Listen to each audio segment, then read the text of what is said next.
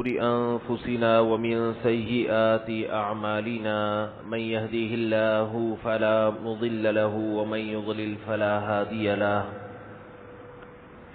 ونشهد أن لا إله إلا الله وحده لا شريك له ونشهد أن محمدا عبده ورسوله صلى الله تعالى عليه وعلى آله وأصحابه وبارك وسلم تسليما كثيرا كثيرا أما بعد فأعوذ بالله من الشيطان الرجيم بسم الله الرحمن الرحيم والذين آمنوا أشد حبا لله وقال النبي صلى الله عليه وسلم ألا إن في الجسد مضغة إذا صلحت صلح الجسد كله وإذا فسدت فسد الجسد كله ألا وهي القلب۔ قرآن مجید کی ایک آیت اور رسول اللہ صلی اللہ علیہ وسلم کی ایک حدیث پڑھی ہے۔ اللہ تعالیٰ سے دعا ہے اللہ تعالیٰ صحیح طرح سے بات کہنے کی، سننے کی، سمجھنے کی اور عمل کی توفیق عطا فرمائے۔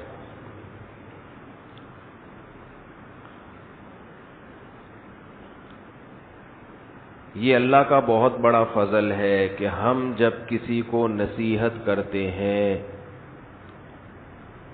اس کی زندگی میں سدھار پیدا کرنے کی کوشش کرتے ہیں، تو اس کے لیے ہمارے پاس اللہ کا کلام اور اللہ کے رسول، اللہ کے سفیر، اللہ کے نمائندے کا کلام موجود ہوتا ہے۔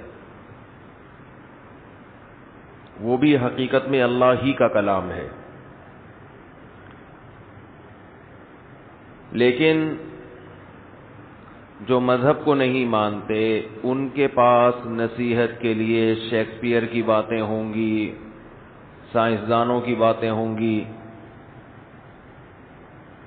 بہت سے جو موٹیویشنل اسپیکر ابھی ہیں یا ماضی میں گزرے ہیں ان کے اقوال پیش کیے جاتے ہیں کہ فلاں نے یہ فرمایا، فلاں نے یہ فرمایا۔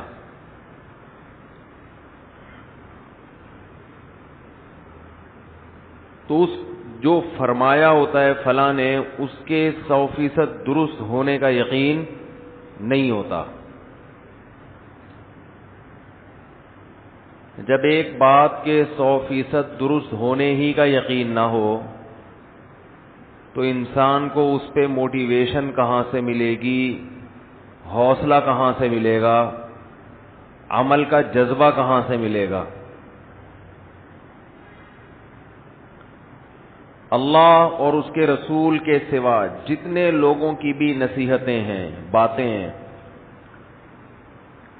وہ سب ہماری طرح کے انسان تھے، اور انسان اپنی طرح کے انسان کی بات کو زیادہ ویلیو بولتے کیوں نہیں بھائی؟ نہیں دیتا۔ تھوڑی سی ویلیو دیتا ہے کہ تجربہ زیادہ ہے، ذرا نیک آدمی ہے۔ اور مسلمان علماء کے جو ارشادات ہیں وہ بھی حقیقت میں قرآن و سنت ہی کا نچوڑ ہوتے ہیں، لہذا عوام ان کو بھی فالو کرتی ہے کہ یہ اپنی طرف سے نہیں کہہ رہے بلکہ قرآن و سنت ہی سے انہوں نے اخذ کیا ہے۔ یہ سہولت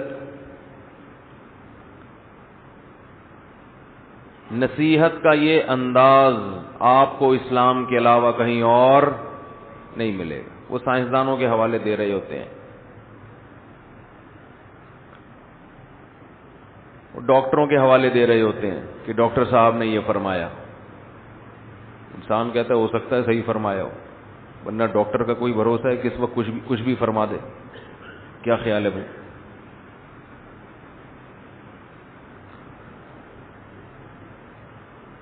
مسئلہ آج کل یونیورسٹیوں میں یہ ہے، کالجز میں، کہ جب آج کل پروفیسر حضرات یونیورسٹی کے اسٹوڈنٹ کو نصیحت کرتے ہیں تو قرآن و سنت کم بیان ہوتا ہے، شیکسپیئر کے حوالے زیادہ بیان ہوتا ہے۔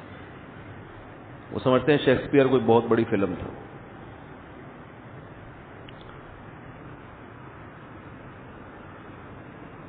سائنسدانوں کے حوالے زیادہ ہوتے ہیں اس میں, یا ان کے جو فلاسفر گزرے ان کے حوالے زیادہ ہوتے ہیں.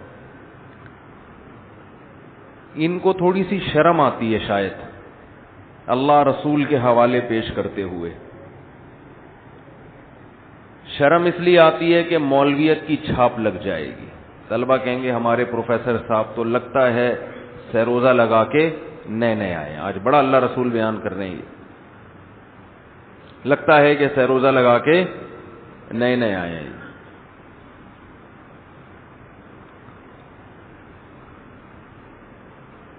حالانکہ ومن اصدق من اللہ قیلا, قرآن کہتا ہے اللہ سے زیادہ بات کسی کی سچی نہیں ہو سکتی. یہ حوالے دیتے کیوں ہیں دوسروں کے؟ دینا جائز ہے, منع نہیں ہے کہ اگر آپ کسی غیر مسلم کا حوالہ دے دیں, اس کا قول پیش کر دیں اور وہ قول صحیح ہو تو کوئی حرج نہیں ہے اس میں. لیکن یہ ہو کیوں رہا ہے؟ ایک تو یہ شو کرنے کے لیے کہ ہم لبرل لوگ ہیں, ہم مولوی نہ ہم مولوی ہیں نہ مولوی ٹائپ کے ہیں, ٹھیک ہے نا, نہ تو ہم مولوی ہیں اور نہ مولوی ٹائپ کے, ہم تو پڑھے لکھے لوگ ہیں, ایجوکیٹڈ لوگ ہیں. یہ شو کرنا مقصد ہوتا ہے. دوسرا ایک ذہن میں یہ بھی ہوتا ہے کہ اگر اللہ رسول کے اقوال یہ واقعی کامیابی کا ذریعہ ہوتے تو پھر مولوی لوگ کامیاب ہوتے ہیں نا. یہ مذہبی لوگ تو ناکام ہیں دنیا میں, ہیں بھائی, تو حوالے ان کے پیش کرو جو کیا ہیں, کامیاب ہیں. کیا ہو گیا بھائی؟ جتنے اسلامی جو ملک مولوی ہیں وہ بھی ناکام. سعودی عرب ایک مولوی, آج کل جو مولوی کا ایک تصور ہے بھائی, سعودی عرب کیا ہے, شو تو یہی کرتا ہے نا میں اسلامی, تو اسلامی اور مولوی لوگوں نے ایک ہی چیز بنا دی ہے. پاکستان تو بہت بڑا ملا ہے کیونکہ پاکستان کے تو آئین میں یہ بات ہے, سب سے پہلی شقی یہی ہے کہ حاکم اعلیٰ کون ہے؟ اللہ ہے. وزیر اعظم بھی اصل حاکم نہیں, صدر بھی اصل حاکم نہیں, چیف آف آرمی اسٹاف بھی اصل حاکم نہیں, اصل حاکم کون ہے؟ اللہ ہے. تو یہ تو شروع ہی کہاں سے ہو رہا ہے؟ مولوی پنے کی انتہا کر دی کہ نہیں کر دی؟ آواز گونج رہی ہے. آپ تھوڑا سا لبرل بن جائیں نا. یہ تو مولویوں والے کام کیا آپ نے. اسپیکر تو ایسے مولاناؤں کے مائک ہوتے ہیں, تھوڑا لبرل جو ٹائپ کے لوگ ہوتے ہیں ان کے تو بڑا خاندانی قسم کے مائک رکھے ہوئے ہوتے ہیں. آواز, میری آواز گونج کے میرے کانوں میں آ رہی ہے. تو پاکستان تو پھر ملائیت کی انتہا کو پہنچا ہوا ہے.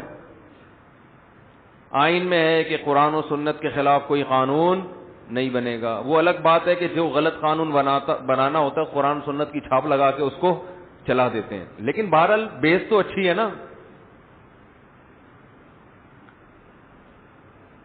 نام کا حصہ ہے اسلامی جمہوری پاکستان, اسلام نام میں شامل ہے. وہ لوگ مجھ سے کہتے تھے کہ وہ جس ملک کا, وہ کیا نام تھا بھول جاتا ہوں, قل اللہ جنہوں نے غلط پڑھی تھی, رحمان ملک, ان کا عہدہ کیا تھا؟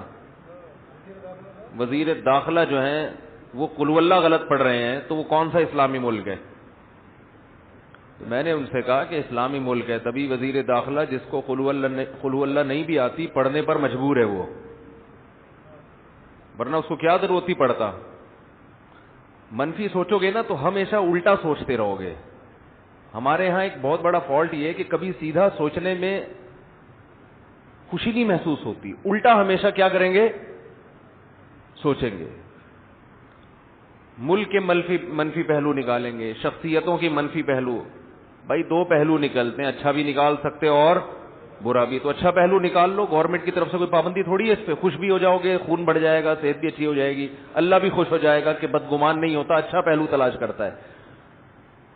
منفی پہلو تلاش کرو گے, اللہ بھی ناراض. اللہ کو نیگیٹیوٹی پسند ہے, نفرتیں بھی پھیلیں گی, ملک کے خلاف دشمنی بھی پھیلے گی جس سے اپنا ہی نقصان ہوگا. اور صحت بھی خراب ہوگی, ہر وقت اڑتا رہے گا بھائی یہ کیا ہو رہا ہے بھائی, بلڈ پریشر کا مریض بن جائے گا تھوڑے دنوں میں. اچھا سوچو. تو مجھے کہنے لگے کہ ملک کا وزیر داخلہ جس کو قل اللہ پڑھنی نہیں آتی, آپ ممبر پہ بیٹھ کے اس ملک کو ڈیفائن کرتے ہو کہ وہ کیا ہے, اسلامی کنٹری. میں نے کہا یہی تو اسلامی ہونے کی علامت ہے, خاندانی ہونے کی علامت ہے. قل اللہ نہیں بھی آتی پھر بھی پڑھو, یہ اسلامی ملک ہے, یہ لبرل نہیں ہے کہ ایسے ہی چلا دیں گے تمہیں, تمہارے باپ کو بھی پڑھنی پڑے گی. ٹھیک ہے نا. آج غلط پڑھی, آئندہ سیکھ کے آنا. تو اور رحمان ملک سے بھی مجھے کوئی بدگمانی نہیں ہوئی, نہیں آتی, کوشش تو کی نا, وہ کنی کترا کے نکل جاتا, بھائی مجھے نہیں آتی. چلو یار, جتنی 2 لفظ تو آ گئے نا. تو میرا مزاج یہ ہے کہ ایسے موقع پہ کوئی غلط پڑھ رہا ہو تو ہنسنا نہیں چاہیے اس کے اوپر, یہ غلط بات, اس کی اصلاح کرنی چاہیے. تو خیر, تو یونیورسٹیوں میں جو لڑکوں کو بتایا جاتا ہے نا صحابہ کے اقوال, آپ بہت سے پروفیسر بتاتے بھی ہیں, ایسا نہیں ہے کہ سارے ایک جیسے ہوتے ہیں, لیکن یہ جو ٹرینڈ چل نکلا ہے نا ہمارے ہاں, سائنسدانوں کو زیادہ ویلیو دی جا رہی ہے, اللہ رسول کو بولو کم. اب تو گھروں سے بھی نکل گئے, ماں باپ اپنے بچوں کو بھی نہیں بتا رہے ہوتے, بیٹے نبی کا یہ فرمان ہے, نبی نے یوں فرمایا, غیبت نہیں کرتے نبی. وہ سمجھتے ہیں کہ نہیں بھائی انگلش تھوڑے سے انگریز جو موٹیویشنل اسپیکر ہیں یا انگریزوں کے جو فلاسفر گزرے ہیں یا اسکالر گزرے ہیں, ان کے نام لو تو بچہ بھی کہے گا ابا کو پڑھے لکھے ہیں. تو پہلی وجہ تو یہ ہے, لوگ یہ کام اس لیے کرتے ہیں تاکہ ملائیت کی چھاپ بولو نہ لگے. لوگ یہ نہ کہیں کہ یا تو یہ مولوی ہے یا مولانا پن کا لک آ رہا ہے تھوڑا سا. دوسرا مسئلہ یہ کہ اس لیے ان کے اقوال پیش نہیں کیے جاتے کہ اگر یہ ان کے قول پر, ان کی نصیحتوں پر عمل کرنے سے کامیابی ان کو نہیں ملی تو ہمیں کہاں سے ملے گی. دنیا کا سب سے ناکام ترین طبقہ کون سا کہلاتا ہے؟ جو مذہب کو فالو کرتا ہے. ناکام ترین کنٹریز وہ ہیں جو مذہب کو فالو کرتے ہیں. جو جتنا آزاد ہوگا اتنا ترقی کرے گا. ملیشیا کو دیکھ لو آپ, بہت سی چیزیں ملیشیا میں بڑی خاندانی ہیں, مانتا ہوں, بہت زبردست کچھ چیزیں ہم سے بہت اچھی ہیں ملیشیا میں, لیکن فیملی سسٹم بولو تباہ ہو گیا. انہوں نے اپنی عورتوں کو گھروں سے نکال دیا. ہر لڑکی جاب کر رہی ہے, ہر لڑکی کا بوائے فرینڈ, کچھ بچی ہوئی بھی ہوں گی, لیکن majority boy friend girl friend کا جو کلچر ہے جو بالکل اسلام کے اگینسٹ ہے وہ معاشرے میں پھیل چکا ہے. اپنی مضبوط فوج نہیں بنائی. قرآن کا حکم ہے نا فوج بناؤ, اعدوا لهم ما استطعتم من قوة, باطل کے خلاف جتنی قوت اکٹھی کر سکتے ہو کرو. من تعلم الرمی ثم نسی لیس منا کما قال صلی اللہ علیہ وسلم, جس نے تیر اندازی سیکھی اور بھول گیا ہم میں سے نہیں ہے. لوگوں کو یہ تو یاد ہے قرآن بھولنے کا کیا عذاب ہوتا ہے. بھائی اسلحہ چلانا سیکھا بھول گئے تو بھی عذاب ہے. جو مذہب آپ کو دشمن کے خلاف طاقت اختیار کرنے کا حکم دیتا ہے اور وہ یہ کہہ رہا ہے کہ اسلحہ بھول گئے تو ہماری امت میں سے نہیں ہو, تو اتنی معاشی ترقی کے باوجود کوئی پاورفل آرمی بولتے کیوں نہیں ہے. تو بہت سی چیزیں ان میں وہ ہیں جو لبرل لوگوں کی ہوتی ہیں, اس کا صلہ ان کو یہ ملا کہ معاشی ترقی اپنے عروج پر پہنچی ہے. پابندیاں نہیں ہے جو ہمارے اوپر ہیں, اس میں اس قوم کی اپنی محنت کا بھی دخل ہے, ان کے حکمرانوں کی محنت کا بھی دخل ہے, اپنی قوم کے ساتھ خیر خواہی کا بھی دخل ہے. لیکن وہ بین الاقوامی پابندیاں ان پر نہیں ہیں جو پابندیاں ہم پر ہیں. کیوں ابھی تک ہم اتنے لبرل ہوئے نہیں جتنے وہ ہو چکے ہیں؟ ہم ابھی تک وہاں تک نہیں پہنچے. ہماری عورتوں میں میجورٹی اب بھی گھروں میں رہتی ہے. ان بڑی طاقتوں کا مطالبہ ہے کہ ان کو گھروں سے نکالو. سمجھتے ہو کہ نہیں سمجھتے؟ کچھ چند چیزیں ہیں. دیکھو میں ایک ٹیکنیکل بات کرتا ہوں پھر ہم اصل موضوع کی طرف آتا ہوں. پہلے وہ اصل موضوع بھول نہ جاؤں, وہ اس کو کسی سے ایک دفعہ مضبوطی سے پکڑ لینا ورنہ وہ پھر رہ جاتا ہے.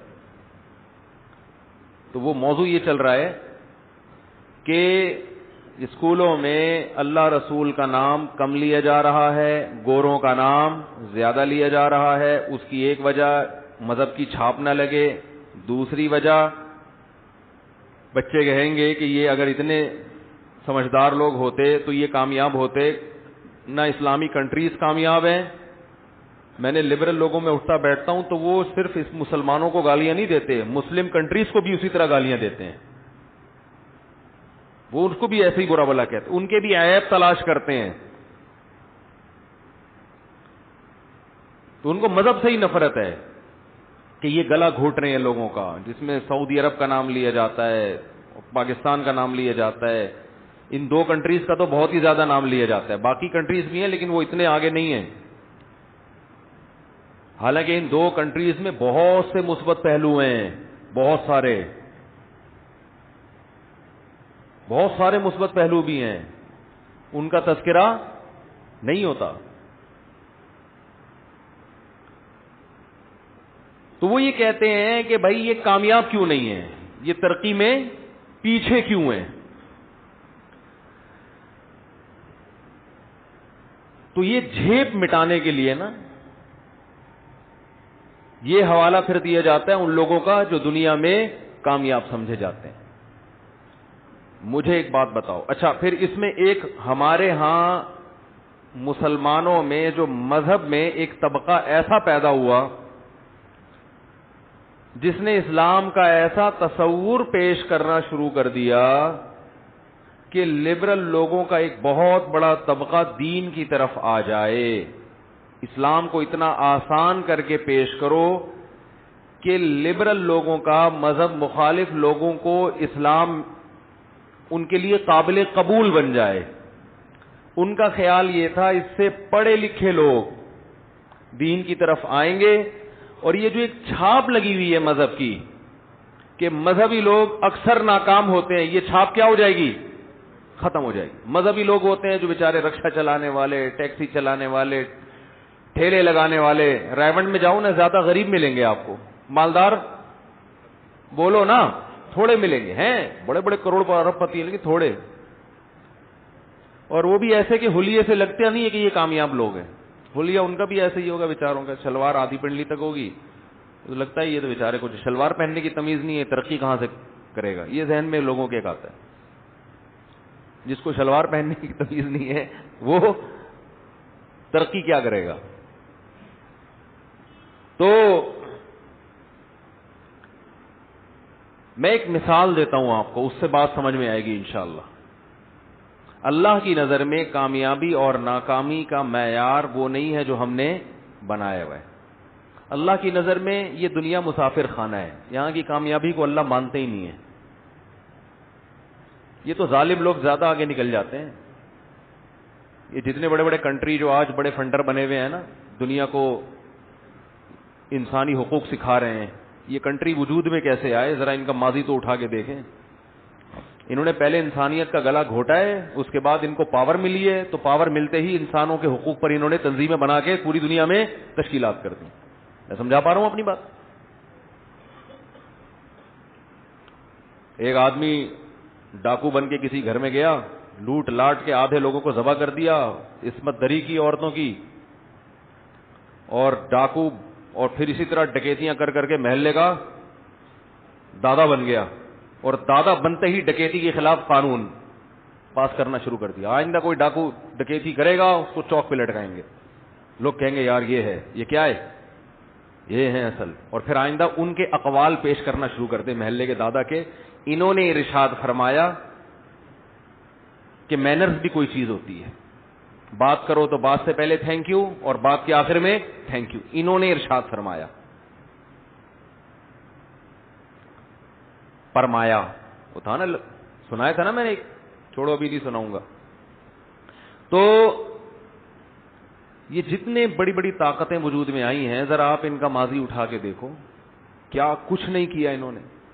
کل میں کہیں بیٹھا ہوا تھا, وہ کوئی ڈاکٹر تھے غالباً, تو وہ ایک واقعہ سنانے لگے کہ یہ ریسرچ تھی ان کی. وہ کالوں کے ملک میں رہتے ہیں نا, تو کالوں کو گوروں سے نفرت بہت زیادہ ہے. تو میں نے کہا یہ کیوں کالے, شکر ہے ہم سانولے ہیں, بیچ کے لوگ ہیں ہم لوگ, ورنہ ہم کالوں سے لڑائی افورڈ نہیں کر سکتے تھے. وہ کالے اور گوروں کی لڑائی ہے. تو وہ ساؤتھ افریقہ سے آئے تھے, کہہ رہے تھے وہاں مشہور ہے کہ گوروں نے ہم پہ بہت زیادہ ظلم کیے ہیں, تو اس لیے وہ کالوں کے دل میں گوروں کی ایسی نفرت بیٹھی ہے کہ وہ نکلنے کا نام نہیں لے رہی. اس میں ایک ظلم یہ بھی ہے, یہ اوپن ہارٹ سرجری کے لیے زندہ قیدیوں کو استعمال کیا جاتا تھا. میڈیکل سائنس نے جو ترقی کی ہے نا, آپ جائیں یوٹیوب پہ سرچ کر لیں, آپ کو مل جائیں گی ایسی رپورٹس, کچھ مستند رپورٹس بھی آپ کو مل جائیں گی کہ کس طرح جنگی قیدیوں کو تختہ مشق بنایا گیا ہے تحقیقات کے لیے. اسلام نے 1400 سال پہلے یہ حکم دیا تھا کہ جنگی قیدیوں کے ساتھ اچھا سلوک کرو, ان کے بارے میں قیامت میں تم سے سوال ہوگا. وَيُطْعِمُونَ الطَّعَامَ عَلَى حُبِّهِ مِسْكِينًا وَيَتِيمًا وَأَسِيرًا. سورہ دہر مکہ میں نازل ہوئی ہے, اس وقت تو جنگی قیدی تھے ہی نہیں. مسلمانوں کے پاس تو جنگی قیدی مدینہ میں آئے ہیں نا, جب لڑائیاں شروع ہوئی ہیں. مکہ میں تو جنگ بھی نہیں ہوئی اور قیدی بھی مسلمان خود قیدی تھے. جنگی قیدی تو بعد میں آئے ہیں, اور قرآن کہہ رہے نیک لوگوں کی علامت ہے کہ وہ ہماری محبت میں یتیموں کو, مسکینوں کو اور قیدیوں کو کھلاتے ہیں. بھوکا نہیں مارتے ان کو, بلکہ کھلانے کا انتظام کرتے ہیں ان کے لیے.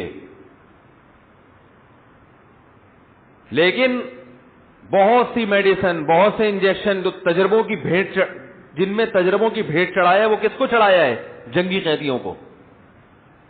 آج لوگ کہتے ہیں ان قیدیوں کے حقوق بھی تو انہی لوگوں نے متعین کیے ہیں نا, کہ قیدیوں کے ساتھ اچھا سلوک کرو. یونائٹڈ نیشن کے جو قوانین بنے, تو کب کیے اور اس کی نگرانی کون کر رہا ہے؟ کیا اب بھی ہو رہے ہیں ان قیدیوں کے ساتھ اچھا؟ کیا کیوبا کی جیلوں میں لوگ ابھی تک نہیں پڑے ہوئے ان پنجروں کے اندر؟ کوئی ہے پرسان حال ان کا؟ کوئی ہے پوچھنے والا؟ تو ایسے ایسے قیدیوں پہ تجربے ہوئے کہ روح کانپ اٹھتی ہے انسان کی. کئی کئی دن ان کو جگایا گیا, پھر کوئی میڈیسن کھلا کے تجربہ کیا گیا, زندہ انسان کو پکڑ کے اس کا کلیجہ, جیسے مینڈک میں نہیں آپریشن ہوتے, اس طرح. تو کامیابی سائنسی ترقی کو نہیں کہا جاتا, کامیابی معاشی ترقی کو نہیں کہا جاتا. اللہ کی نظر میں یہ کامیابی کی ڈیفینیشن ہے ہی نہیں. اسلام اس دنیا کو مسافر خانہ کہتا ہے, اور سفر کی راحت اور سفر کی ناکامی حقیقی راحت اور حقیقی ناکامی نہیں ہے. نوح علیہ السلام نے 950 سال تبلیغ کی ہے, جس کا رزلٹ تقریباً 0. کوئی بھی قوم میں ساتھ دینے والا نہیں تھا. آپ بظاہر اپنے ویژن میں ناکام ہو گئے. 40-50 لوگ آپ کے ساتھ ہوئے ہیں, لیکن قرآن ان 40-50 کو کامیاب کہہ رہا ہے اور ان لاکھوں کو, کروڑوں کو, بولو نا, ناکام کہہ رہا ہے. وجہ کیا ہے؟ کہ ان کا راستہ صحیح تھا. ایک صحابی کو مشرکین مکہ نے پکڑا. یہ مکہ یعنی ہجرت سے پہلے کا واقعہ ہے, اور قتل کا فیصلہ کیا. ایمان لے آئے تھے, تو انہوں نے کہا کہ جب مجھے قتل ہی کیا جا رہا ہے تو میں ذرا صاف ستھرا ہو کے اللہ کے پاس جاؤں. تو اس طرح منگوایا تاکہ اپنے جسم کے غیر ضروری بال کو صاف کر سکیں. مشرکین نے اتنی مہلت دے دی کہ چلو بھائی ٹھیک ہے, پھانسی سے پہلے آخری خواہش تو پوری کی جاتی ہے نا. انہوں نے کہا چلو ٹھیک ہے, آپ اپنے جسم کے بال صاف کر لیں, غیر ضروری بال, نہائیں, غسل کریں, اللہ کے سامنے حاضری, آپ کے خیال کے مطابق اللہ کے سامنے حاضری دینی ہے آپ نے. اسی دوران ایک بچہ آ گیا ان کے پاس مشرکین کا, تو انہوں نے بچے کو پکڑ لیا. اب ان کے پاس ایک بہترین ہتھیار تھا کہ اس بچے کے گلے پہ چھری رکھ لیتے, لیکن انہوں نے چھوڑ دیا اس کو. یہ ان کا خیال تھا کہ بچے کو میں تختہ مشق نہیں بناؤں گا.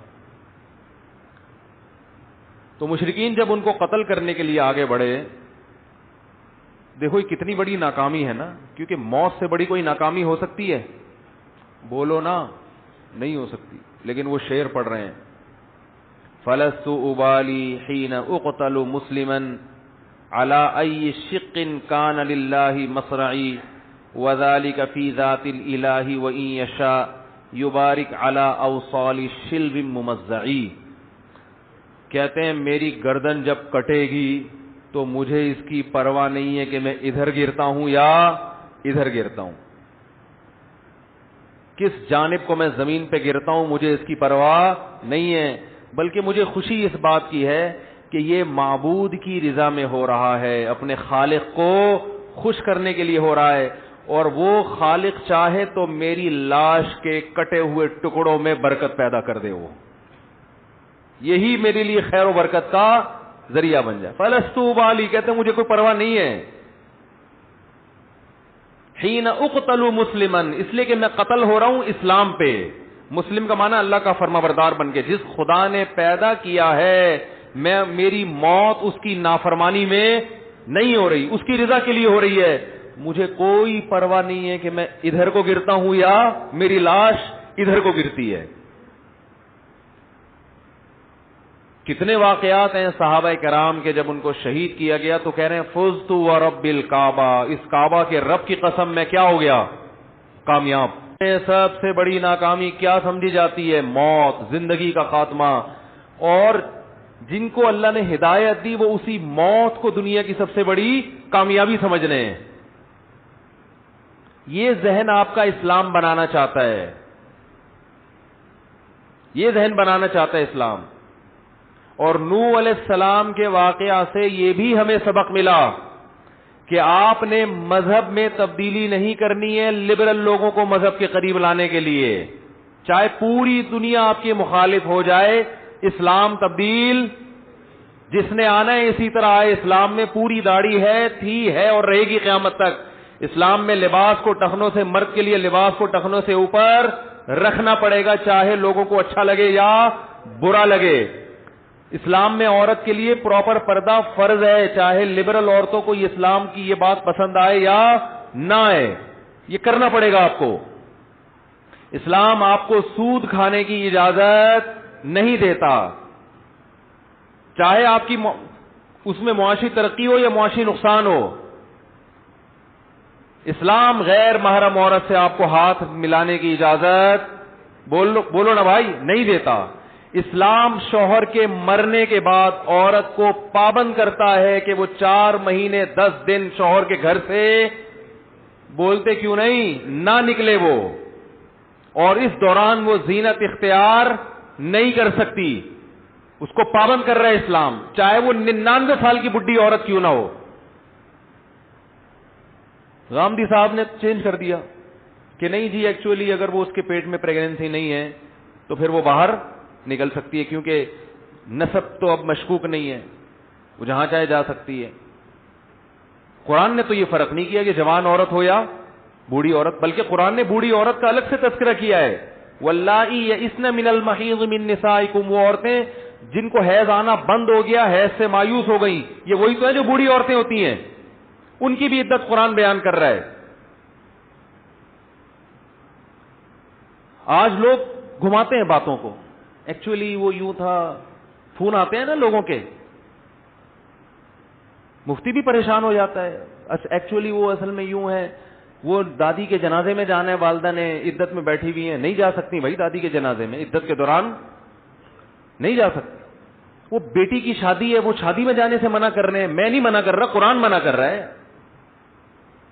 آپ جاؤ, منع کس نے کیا ہے؟ وہ قرآن کوئی پولیس تھوڑی بھیجے گا آپ کے پیچھے. جاؤ, قیامت میں اللہ خود حساب لے لے گا آپ سے. اللہ کہے گا میں نے تجھے پابند کیا تھا کہ شوہر کی موت یا طلاق کی صورت میں تو نے گھر سے نہیں نکلنا ہے, کیوں جا رہی ہے؟ یہ کوئی شرعی عذر تھوڑی ہے. عدت کے حکام کی آج خواتین نے دھجیاں اڑا دی. گورے بن جاؤ بھائی, کیا مسئلہ ہے تمہارے ساتھ؟ میں تو یہ کہتا ہوں تمہیں ضرورت کیا ہے مسلمان کہلانے کی؟ نہ ادھر کے نہ ادھر کے. انگریز عورتوں کو عدت ہوتی ہے؟ ادھر مرا فوراً تھوڑا سا رونا آئے گا ان کو, پھر فوراً کہیں اور شادی. ڈی این اے سے ان کو پتہ چل جاتا ہے اس کا ہے اس کا ہے, ٹھیک ہے نا, وہ ٹینشن ان کی ختم ہو گئی, بس ٹھیک ہے فوراً شادی.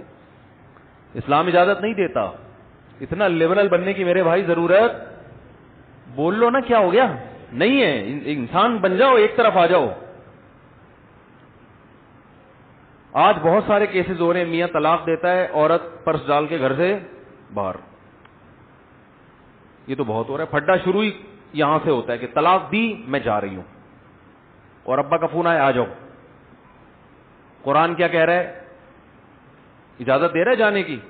لا تخرجوہن من بیوتہن, طلاق کے بعد نہ ان کو گھر سے تم نکال سکتے ہو, ولا یخرجن, اور نہ یہ عورتیں نکل سکتی ہیں, وہی رہے گی یہ. اگر خطرہ ہے میاں غلط 3 طلاقوں کے بعد کوئی رابطہ کر سکتا ہے تو میاں گھر سے نکل جائے. ابا کو چاہیے اپنے بیٹے کو پکڑ کے باہر نکال دیں یہاں سے.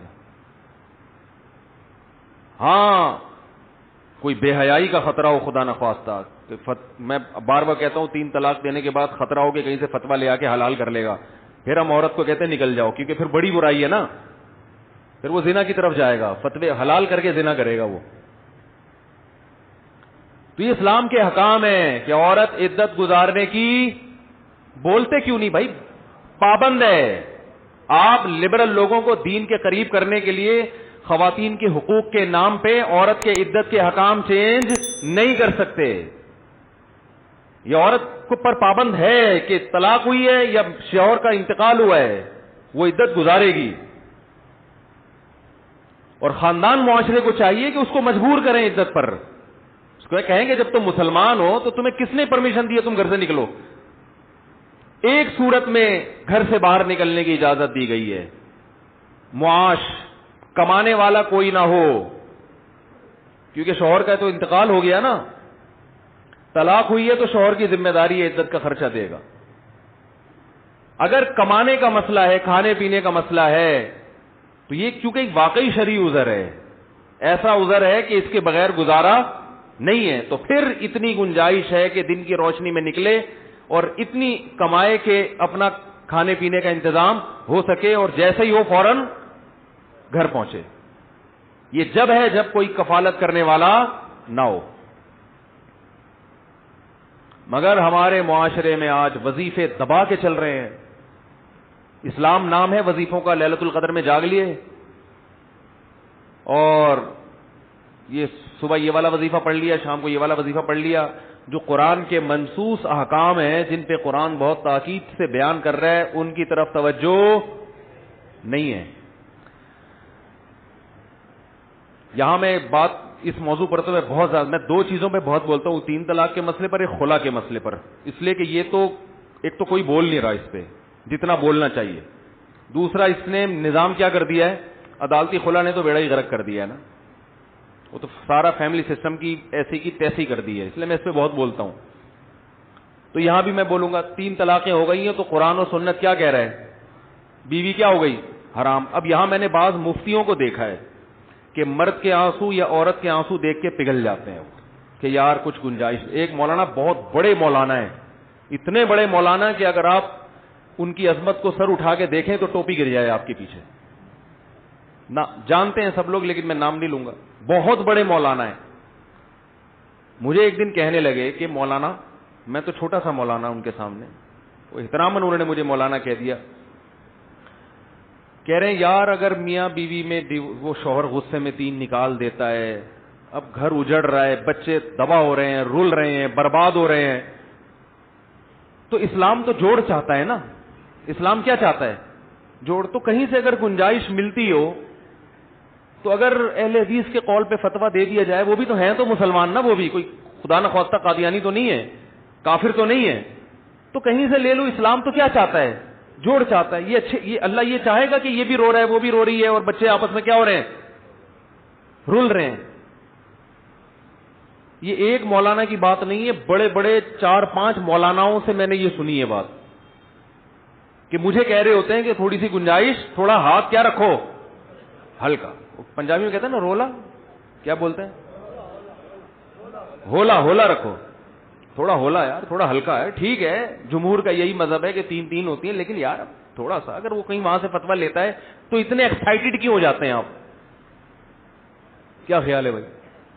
میں نے ان سے کہا, میں نے کہا دیکھیں اگر کہیں گنجائش مل رہی ہو جوڑ کی تو مجھے کیا ضرورت ہے میں جذباتی ہو جاؤں؟ وہ رو رہے ہیں, وہ بچے رول رہے ہیں, وہ بگڑ گئے, وہ تباہ ہو گئے, برباد ہو گئے, تو مجھے کون سا خوشی ہو رہی ہے اس پہ؟ لیکن یہ جو آج کل کے فتوے ہیں نا, ان کا کوئی اعتبار نہیں ہے, ان کا کوئی اعتبار. قرآن و سنت سے دکھاؤ ہمیں, اور اگر تقلید کرتے ہو تو 4 اماموں سے دکھاؤ. نہ آپ کے پاس تحقیق ہے نہ تقلید ہے. 2 ہی چیزیں ہیں نا امت جس پہ چل رہی ہے, یا تو براہ راست قرآن و سنت سے نکالا جائے گا مسئلہ, یا مجتہدین کو فالو کیا جائے گا. تو مجتہدین میں بھی کسی کا قول نہیں ہے, اور قرآن و سنت میں تو ہے ہی نہیں ہے, کچھ ہے ہی نہیں, تو کہاں سے نکالو گے بھائی؟ تو کہنے لگے کیا اللہ یہ چاہتا ہے کہ یہ دونوں جدا ہوں؟ اللہ تو چاہتے ہیں میاں بیوی مل کے رہیں. میں نے کہا اللہ 3 طلاق سے پہلے چاہتے ہیں, 3 طلاق کے بعد نہیں چاہتے. صحیح ہے نا؟ اب آپ چاہ رہے ہیں, یہ دونوں بھی چاہ رہے ہیں, آپ بھی چاہ رہے ہیں, اور ہو سکتا ہے میں بھی چاہ رہا ہوں, لیکن اللہ نہیں چاہ رہے. یہ اسلام اللہ کا دین ہے, یہ میرا اور آپ کا نہیں ہے, یہ اللہ کا قانون ہے. یہود و نصارہ نے یہی تو کر آگے گھما کے چیزوں کو کیا کر دیا. دیکھو سب سے بڑا فالٹ یہودیوں میں کہاں سے پیدا ہوا؟ مذہب کے قریب لوگوں کو لانے کے لیے, مذہبی رہنما اپنی دکانیں چلانے کے لیے مذہب میں آسانیاں پیدا کرنا شروع کر دیں تاکہ لوگ ہمیں معاشرے میں قبول کر لیں. حضرت نوح علیہ السلام اپنے آپ کو معاشرے میں قبول کروانے کے لیے کتنے آپشن تھے ان کے پاس. انہوں نے کہا نہیں, میں اللہ پہلے ہے, مخلوق بعد میں. 950 سال میں صرف 40 آدمی نے قبولا آپ کو. آپ نے کہا کوئی پرواہ نہیں ہے, 40 کروڑ ایک طرف ہو, 40 ساتھ ہو میرے, کوئی مسئلہ نہیں, کیونکہ پہلے کون ہے؟ اللہ. میں نے کہا میرے سامنے ثابت کر دو قرآن و سنت کی روشنی میں کہ 3 کو 1 کہنے کی کوئی گنجائش ہے, تو سب سے پہلے فتویٰ میں دوں گا. ہے ہی نہیں تو کہاں سے نکال لیں بھائی؟ یہ صحابہ کرام سارے قرآن و سنت ان کی سمجھ میں نہیں آیا تھا. ایک تو سوال ممبر پہ کچھ پوچھو نا, جواب ہمیشہ مجھے یوٹیوب پہ الٹا ملتا ہے, باتوں کو لوگ گھماتے بہت ہیں. میں نے ایک اہل حدیث عالم سے سوال کیا تھا کہ یہ جو 99% لوگ جو حنفی, مالکی, شافعی, حنبلی ہیں, وہ متشدد اہل حدیث تھے. یعنی بلکہ میں یہ نہیں کہتا وہ متشدد اہل حدیث تھے, بلکہ میرا یہ سوال ان اہل حدیث پہ جو متشدد ہوتے ہیں, یوں کر لیتے ہیں اس کو ہم. میں نے کہا کہ یہ جو 99% لوگ ہیں حنفی, شافعی, مالکی, حنبلی جو پوری دنیا میں, یہ کیا بے وقوف ہیں؟ سوال میرا یہ تھا. ان کے چینل پہ جو جواب آیا ہے نا, اتنا لمبا جواب, بھائی ٹو دا پوائنٹ بات کرو. وہ جواب یہ آیا کہ امام ابو حنیفہ 80 ہجری میں پیدا ہوئے تھے. جب آپ ماضی کی طرف جاتے ہو اور امام ابو حنیفہ کو فالو کرتے ہو تو 1350-60 سال تو آپ پیچھے چلے گئے, تو 80 سال تھوڑا اور پیچھے چلے جاؤ اور نبی کو فالو کر لو. بات آ رہی ہے سمجھ میں؟ پھر انہوں نے ایک مثال دی ہے کہ جیسے ہم مکہ جاتے ہیں حج کرنے کے لیے, مدینہ کا حج سے براہ راست کوئی تعلق نہیں ہے, لیکن ہم کہتے ہیں یار ہزاروں کلومیٹر دور جب ہم مکہ چلے گئے تو 2 گھنٹے کے 3 گھنٹے کے فاصلے پر کیا ہے, 3-4 گھنٹے پہ مدینہ ہے, تو اتنا دور جب آئے تو تھوڑا یہاں بھی آ جاؤ. کہتے ہیں جب آپ امام حنیفہ تک پہنچ سکتے ہو, ان کو امام بنا سکتے ہو کہ ان کو فالو کر رہے ہیں, تو 80 سال تھوڑا سا پیچھے چل کے ڈائریکٹ نبی کو فالو کر لو. سوال خربوزے کے بارے میں, جواب کیا دیا جا رہا ہے؟ یہ میرا سوال ہی نہیں ہے. سوال میرا یہ کہ 99% لوگ بے وقوف ہیں, ان کی سمجھ میں یہ دلیل نہیں آتی, تو آپ کا جواب ہونا چاہیے تھا ہاں بے وقوف ہیں. صحیح سمجھ میں آ رہی ہے بات؟ جواب آپ کا کیا ہونا چاہیے تھا؟ کہ ہاں یہ 99% جو امت مسلمہ ہے یہ کیا ہے؟ بے وقوف ہے. یہ جواب ہونا چاہیے تھا, اور پھر یہ دلیل دیتے آپ. اور ان کے بے وقوف ہونے کی دلیل یہ ہے کہ یہ امت جو حنفی شافعی مالکی حنبلی ہے, یہ 1200-1300 سال پیچھے تو چلے جاتے ہیں, وہاں جا کے اسٹاپ کرتے ہیں, 50 سال تھوڑے سے رہ گئے, وہاں نہیں جاتے.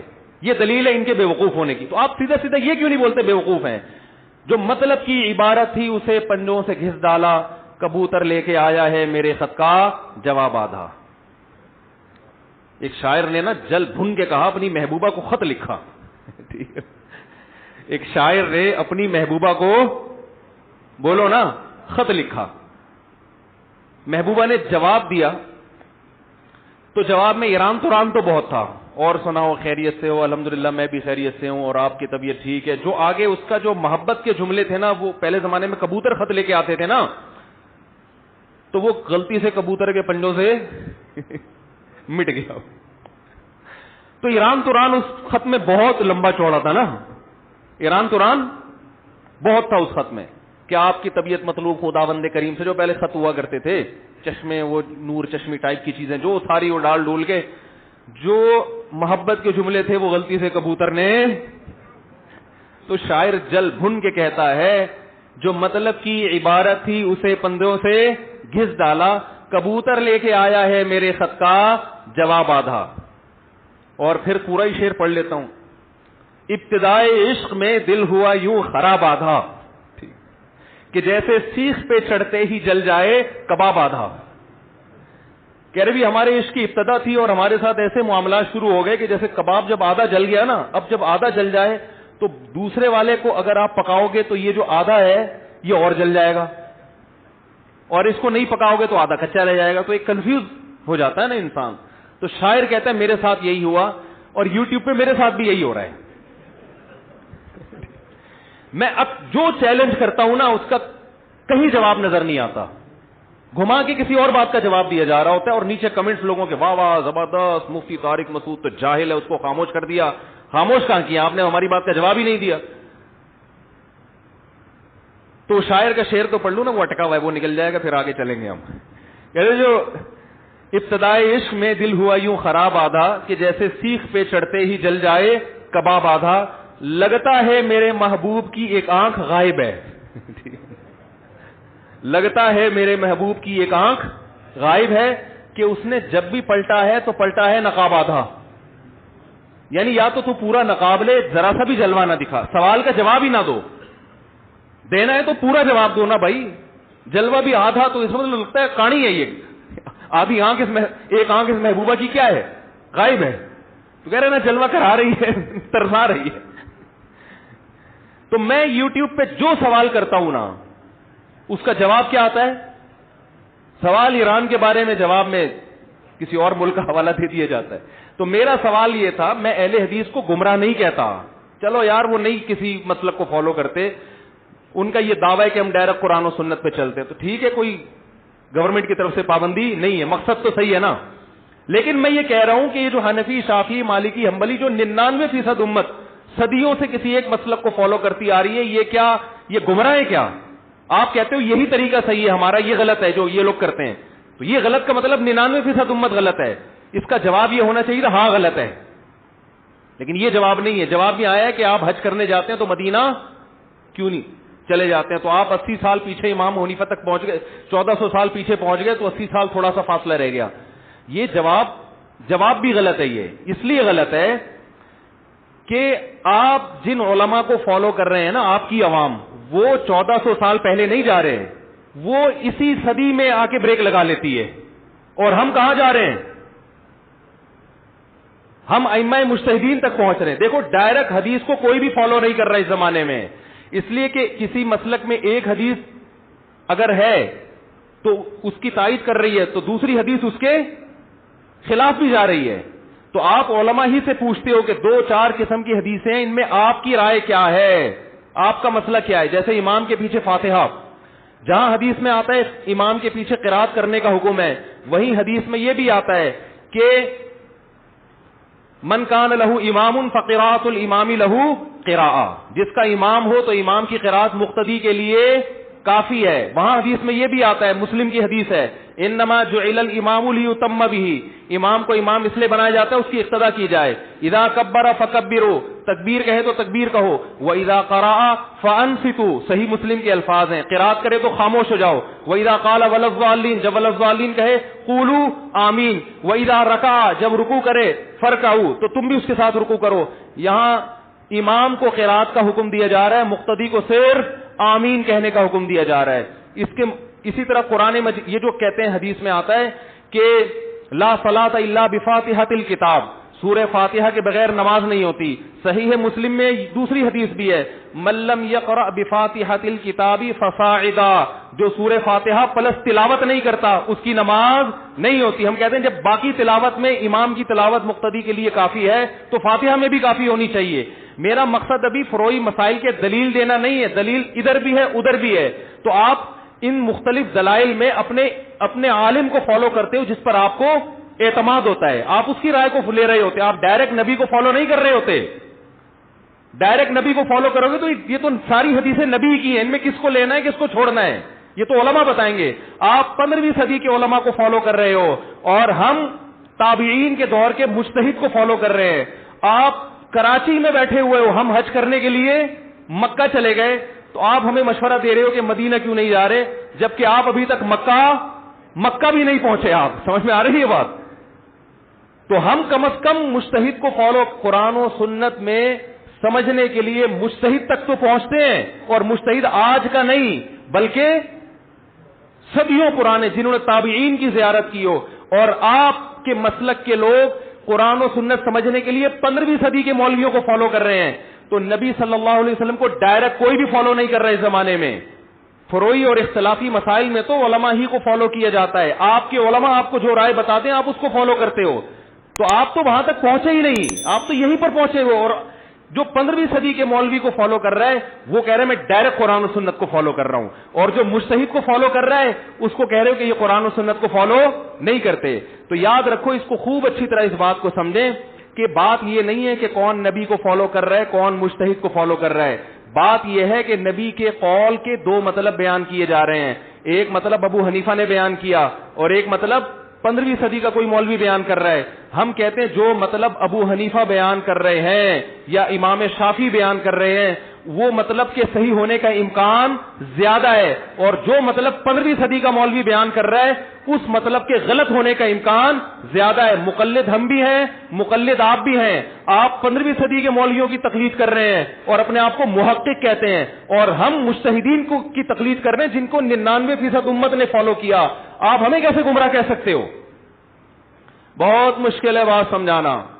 تو میں نے جنہوں نے مجھے یوٹیوب کا کلپ بھیجا نا جس میں نے کہا تھا 99% لوگ کیا بے وقوف ہیں, تو انہوں نے جواب دیا کہ وہاں تک کیوں نہیں چلے جاتے. میں نے کہا جو میرے سوال کا مطلب نہ سمجھے وہ قرآن و سنت کیا سمجھے گا؟ وہ ہماری بات کا مطلب آپ کی سمجھ میں نہیں آ رہا.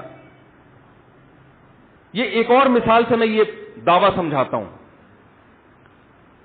اس سے زیادہ سمجھ میں آئے گا. میری ایک اہل حدیث عالم سے بات ہوئی, میں نے صحابہ کے فتاوی پیش کرنا شروع کیے کہ جو 3 طلاق کو 3 کہتے تھے. انہوں نے کہا دیکھو جب آپ صحابہ تک جا سکتے ہو تو نبی تک کیوں نہیں جا سکتے؟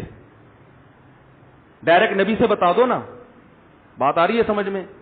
کہنے لگے ہم نے کلمہ نبی کا پڑھا ہے صحابہ کا, یہ ان کے الفاظ تھے کہ ہم نے کلمہ نبی کا پڑھا ہے صحابی کا نہیں پڑھا. میں نے کہا صحابی نے کس کا کلمہ پڑھا تھا یہ بتاؤ. تم نے تو نبی کا کلمہ پڑھ لیا, تمہیں نبی کی بات سمجھ میں آ رہی ہے, اور جو درجنوں صحابہ کے فتاوا ہم پیش کر رہے ہیں ان کی بات کو تم یہ کہہ کے رد کر رہے ہو کہ ہم صحابہ کا کلمہ نہیں پڑھتے, ہم کس کا کلمہ پڑھتے ہیں؟ نبی کا. اس کا مطلب صحابہ نے کسی اور کا کلمہ پڑھا تھا اور نبی کا کلمہ صرف آپ نے پڑھا ہے. تو بات یہ ہے کہ صحابہ نے بھی نبی کا کلمہ پڑھا, آپ نے بھی, لیکن صحابہ نبی کی بات کو زیادہ اچھی طرح سمجھے اور آپ نبی کی بات کو زیادہ اچھی طرح نہیں سمجھے. اس لیے ہم نبی کی بات کو سمجھنے کے لیے صحابہ کے فتوے کو فالو کرتے ہیں, اور آپ کے جو مقلد ہیں وہ نبی کی بات کو سمجھنے کے لیے آپ کے فتوے کو فالو کر رہے ہیں. تو ابو حنیفہ یا صحابہ کی سمجھ نبی کی سمجھ کے مقابلے میں لا کے مت پیش کیا کرو. ابو حنیفہ یا صحابہ کی سمجھ آپ اپنے مولویوں کے مقابلے میں لا کے پیش کیا کرو کہ ان دونوں کی سمجھ میں ٹکراؤ ہو رہا ہے. آ رہی ہے بات سمجھ میں کہ نہیں آ رہی ہے؟ تو لفاظی کا دور ہے, باتوں کو گھمانے. اور آج کل کے جو مولوی ہیں ان کا یہ نہیں پتا ہوتا یہ حدیث کا ترجمہ بھی صحیح کر رہے ہیں کہ نہیں کر رہے ہیں. ایک بہت بڑے اہل حدیث عالم وہ ٹی وی میں خطاب کر رہے تھے, ان سے 3 طلاق کا مسئلہ پوچھا گیا. انہوں نے کہا نبی صلی اللہ علیہ وسلم کے دور میں, مسلم کی حدیث ہے کہ ایک مجلس کی 3 طلاقیں ایک سمجھی جاتی تھیں. میں نے لوگوں سے کہا یہ حدیث کا ترجمہ غلط ہو رہا ہے, اور ان کے اندھے مقلدین کو دیکھو کہ اس تقلید کو کس کی اتباع کا نام دے رہے ہیں؟ نبی کی اتباع کا. کہہ رہے ہیں ہم 1400 سال پرانا جا رہے ہیں, اور یہ حنفی لوگ یا شافی لوگ 1200 سال پہ کیا کر لیتے ہیں؟ اسٹاپ کر لیتے ہیں. اس سے 100 سال پیچھے جانے کے لیے تیار نہیں. آپ 1400 سال پیچھے نہیں جا رہے. آپ ٹی وی میں کوئی مولانا صاحب آ رہے ہیں جن کا یہ بھی نہیں پتا کہ یہ حدیث کا ترجمہ صحیح کر رہا ہے کہ نہیں کر رہا. آپ حدیث کو سمجھنے کے لیے اس کو فالو کر رہے ہو. ڈائریکٹ حدیث کو کوئی بھی فالو نہیں کر رہا. ڈائریکٹ صرف ان حدیثوں میں حدیث کو فالو کیا جاتا ہے جن کا عقیدے سے تعلق ہے یا جن میں کوئی 2 رائے نہیں ہے. حدیث میں ایک ہی قول ملتا ہے تو اس کے اپوزٹ دوسرا قول ہے نہیں. جہاں اختلافی مسئلہ آئے گا, جہاں حدیثیں دونوں طرف ہوں گی, اس میں پھر عوام علماء کو فالو کرتی ہے, اور کرنا بھی چاہیے. تو کوئی 1400 سال پرانے علماء کو فالو کر رہا ہے اور کوئی کس کو فالو کر رہا ہے؟ 15ویں صدی کو. تو 15ویں صدی کے مولویوں کو فالو کرنا یہ اتباع ہے, یہ ڈائریکٹ قرآن و سنت ہے. اور جو مجتہدین کو فالو کر رہے ہیں وہ کیا ہے؟ وہ گمراہی ہے, وہ اندھی تقلید ہے. تو یہ بات کھوپڑی میں آنے والی نہیں ہے. اس لیے میں اہل حدیث علماء سے کہتا ہوں کہ آپ کو اگر نہیں سمجھ میں آتے ان چاروں اماموں کے کسی مسلک کو فالو کریں تو نہ کریں, کوئی پابندی نہیں ہے. لیکن جو فالو کر رہے ہیں آپ اس پہ انگلیاں مت اٹھائیں. وہ میری رائے میں آپ سے زیادہ اچھا قرآن و حدیث پہ چل رہا ہے. وہ میری رائے ہے کہ وہ آپ سے زیادہ بہتر قرآن و سنت پہ چل رہا ہے, لیکن ہم اپنی رائے تھوپتے نہیں ہیں. ایک طوفان بدتمیزی ہے یوٹیوب پہ, فیس بک پہ. کبھی ایک حدیث اٹھا کے پیش کر دیں گے, کبھی دوسری حدیث اٹھا کے یہ دیکھو یہ ایسے کر رہے ہیں, یہ حدیث کے منکر ہیں. میں ملیشیا گیا, وہاں شافی علماء نے بتایا کہ آپ کے ہاں حنفی علماء کے پیچھے پڑے رہتے ہیں, ہمارے ہاں شافی علماء کے پیچھے پڑے رہتے ہیں. وہاں یہ بتاتے ہیں کہ شافی مذہب غلط ہے. ملیشیا میں تو جب سے اسلام آیا ہے فقہ شافی آیا ہے. بر صغیر میں جس دن سے اسلام آیا فقہ حنفی آیا ہے. پشاور میں لوگ ایک کہنے لگے کہ اب ہمارا مسلک تیزی سے پھیل رہا ہے. ہمارے ایک دوست نے کہا کہ پشاور میں اسلام 1300-1200 سال پہلے آیا ہے. آپ کا مسلک اگر ابھی پھیل رہا ہے تو 1200 سال پہلے کیا آیا تھا؟ بہت مشکل ہے بات سمجھانا.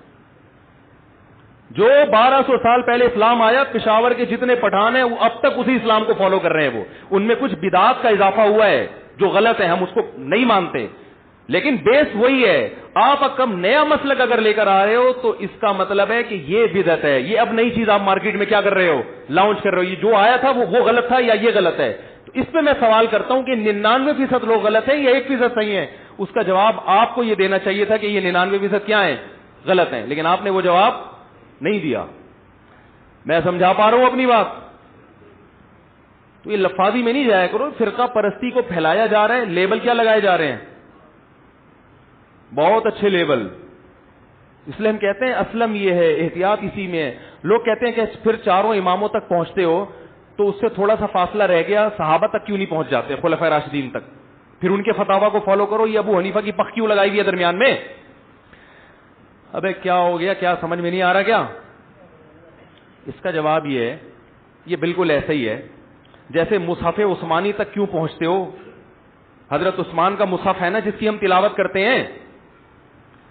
ارے بھائی یہ جو قرآن ہم پڑھتے ہیں یہ مصحف جو ہے یہ کس کا ہے؟ حضرت عثمان کا مرتب کردہ ہے, اور اس کا نام بھی کیا ہے؟ مصحف عثمانی. تو اگر کوئی کافر اٹھ کے ہم سے پوچھے کہ تم حضرت عثمان تک قرآن پہنچا دیتے ہو تو تھوڑا ہی فاصلہ رہ گیا, مصحف محمدی کو فالو کیوں نہیں کر لیتے؟ ہم کہیں گے نبی صلی اللہ علیہ وسلم کا جو مصحف تھا وہ ہمارے پاس کتابی شکل میں A to Z موجود نہیں ہے, وہ حضرت عثمان نے مرتب کیا ہے. تو نبی صلی اللہ علیہ وسلم نے جو قرآن و سنت ہمارے سامنے بیان کیا اس سے جو اسلامی لا ریٹن فارم میں آیا ہے, A to Z لکھا گیا ہے, وہ ان چاروں اماموں کے شاگردوں نے لکھا ہے. اس سے پہلے لکھا ہی نہیں گیا, وہ مرتب شکل میں ہمارے پاس موجود ہے ہی نہیں. جب موجود ہے ہی نہیں تو فالو کیسے کریں ہم اس کو؟ سمجھ میں آ رہی ہے کہ نہیں آ رہی ہے؟ ہے ہی نہیں ریٹن فارم میں. صحابہ کے فتوے آپ کو A to Z ملیں گے ہی نہیں اس ترتیب کے ساتھ. جیسے کوئی کہے بخاری کی حدیث کو کیوں فالو کرتے ہو, حضرت ابو ہریرہ کی حدیثوں کو کیوں فالو نہیں کرتے؟ ہم کہیں گے بھائی حضرت ابو ہریرہ کی جو حدیثیں تھیں وہ کس میں آ گئی ہیں؟ وہ ریٹرن فارم میں بخاری میں آئی ہیں. اب ڈائریکٹ نبی تک نہیں پہنچا جا سکتا. نبی تک پہنچنے کے لیے, نبی کی حدیث کے لیے آپ امام بخاری کے محتاج ہو. مصحف کے لیے مصحف عثمانی کے محتاج ہیں ہم جو قرآن ہے. حدیث کے لیے ہم حدیث کے جو مؤلفین ہیں ان کے محتاج ہیں. قراءت, جس لب و لہجے میں ہم قراءت کرتے ہیں, یہ ابو حفص عاصم والا لب و لہجہ ہے. یہ بھی کوفہ کے قاری تھے. اب کوئی ابو حفص کی قراءت, کوئی اعتراض کرے ابو حفص کی قراءت میں قرآن پڑھتے ہو, عبداللہ بن مسعود کی قراءت میں کیوں نہیں پڑھتے؟ اور عبداللہ بن مسعود تک تو تمہارا اسٹیشن پہنچ گیا, نبی تک تو تھوڑا ہی رہ گیا, نبی کی قراءت میں کیوں نہیں قراءت کرتے؟ ہم کہتے ہیں کہ ابو حفص عاصم نے نبی کے علاوہ کوئی اور قراءت نہیں کی ہے. ساری قراءتیں تھیں, ان پر 7 مشہور قراء نے کام کیا ہے, تو یہ قراءتیں سمٹ کے ان 7 مشہور قراء میں بند ہوئی ہیں. لہذا آج کوئی ڈائریکٹ نبی تک نہیں پہنچ سکتا, ان مشہور قراء میں سے کسی ایک قراءت پر اس کو تلاوت کرنی پڑے گی. تو ایسے ہی فقہی مسائل بہت منتشر تھے, یہ سمٹ کے چاروں فقہا نے کیا کر دیے؟ ریٹرن فارم میں مرتب کر دیے ہیں. اور جب سے یہ ریٹرن فارم میں آئے ہیں, امت میں 99.99% طبقہ ان چاروں میں سے کسی ایک کو کیا کر رہا ہے؟ فالو کر رہا ہے. تو آپ کو اگر 1.5 اینٹ کی مسجد بنانی ہے تو ٹھیک ہے بنائیں, لیکن آپ اس پہ یہ لیبل نہ لگائیں کہ ہم صحیح ہیں اور یہ کیا ہیں, یہ مقلد ہیں, یہ اندھے ہیں, یہ قرآن و سنت کو نہیں مانتے. ہم قرآن و سنت میں جو اختلافی مسائل ہیں ان میں اپنی عقل چلانے کے بجائے کسی پڑھے لکھے کو فالو کرتے ہیں, ایسا پڑھا لکھا جس کو آپ بھی مانتے ہیں, اور آپ کی عوام آپ کو فالو کر رہی ہے. لیبل یہ لگا رہی ہے ہم کس کو فالو کر رہے ہیں؟ نبی کو فالو کر رہے ہیں. بات کھوپڑی میں آ رہی ہے کہ نہیں آ رہی ہے؟ تو لیبل لگے ہوئے ہیں, لیبل, خوشنما نعرے ہیں. ایک حدیث جو ہے نا, ایک کو صحیح یا ضعیف کہنا, آپ اس پہ ذرا تحقیق کرنے پر آؤ. جو لوگ حدیث کو کہہ رہے ہوتے ہیں نا صحیح, وہ اس لیے صحیح کہہ رہے ہوتے ہیں کہ مولوی صاحب نے کیا کہا ہوتا ہے؟ صحیح. اپنی تحقیق بولو نہیں ہوتی. جو ضعیف کہہ رہے ہوتے ہیں اس لیے کہ ان کے مولانا نے کیا کہا ہوتا ہے؟ ضعیف. ہر چیز میں تو آپ محتاج ہو.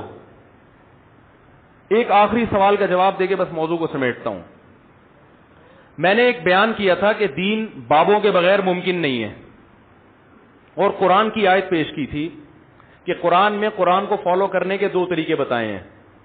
ایک اتبعوا ما انزل الیکم من ربکم, اللہ نے فرمایا جو قرآن نازل کیا اس کو فالو کرو. ایک جگہ قرآن نے فرمایا واتبع سبیل من اناب الی, اس شخص کو فالو کرو جو قرآن کو فالو کر رہا ہے. یہاں بیچ میں کیا آ گئی؟ شخصیت. شخص کو فالو کرو. یہ شخص کو بابے کہا جاتا ہے نا عرف میں. تو کسی نے کہا کون سے والے بابے کو؟ دیوبندی بابے کو, بریلوی بابے کو, اہل حدیث بابے کو؟ بابوں نے تو بیڑا غرق کر کے رکھا ہوا ہے, کس بابے کو فالو کریں؟ لہذا انہوں نے کہا یہ مولوی کیا کر رہا ہے؟ فضول باتیں کر رہا ہے. تو سوال پیدا ہوتا ہے, یہ کہ اشکال ہے, واقعی صحیح اشکال ہے کہ بابے کون سے بابے کو فالو کریں, سوال یہ پیدا ہوتا ہے. لیکن یہ سوال کر کے جو آپ مولوی کی تقریر کو غلط قرار دے رہے ہو, تو آپ کو پھر اس کا قرآن نے جو کہا ہے کہ اس شخص کو فالو کرو جو میری کتاب کو فالو کر رہی, اس کا بھی تو آپ کو جواب دینا چاہیے. پھر اس شخص سے کون مراد ہے؟ نہیں آ رہی بات.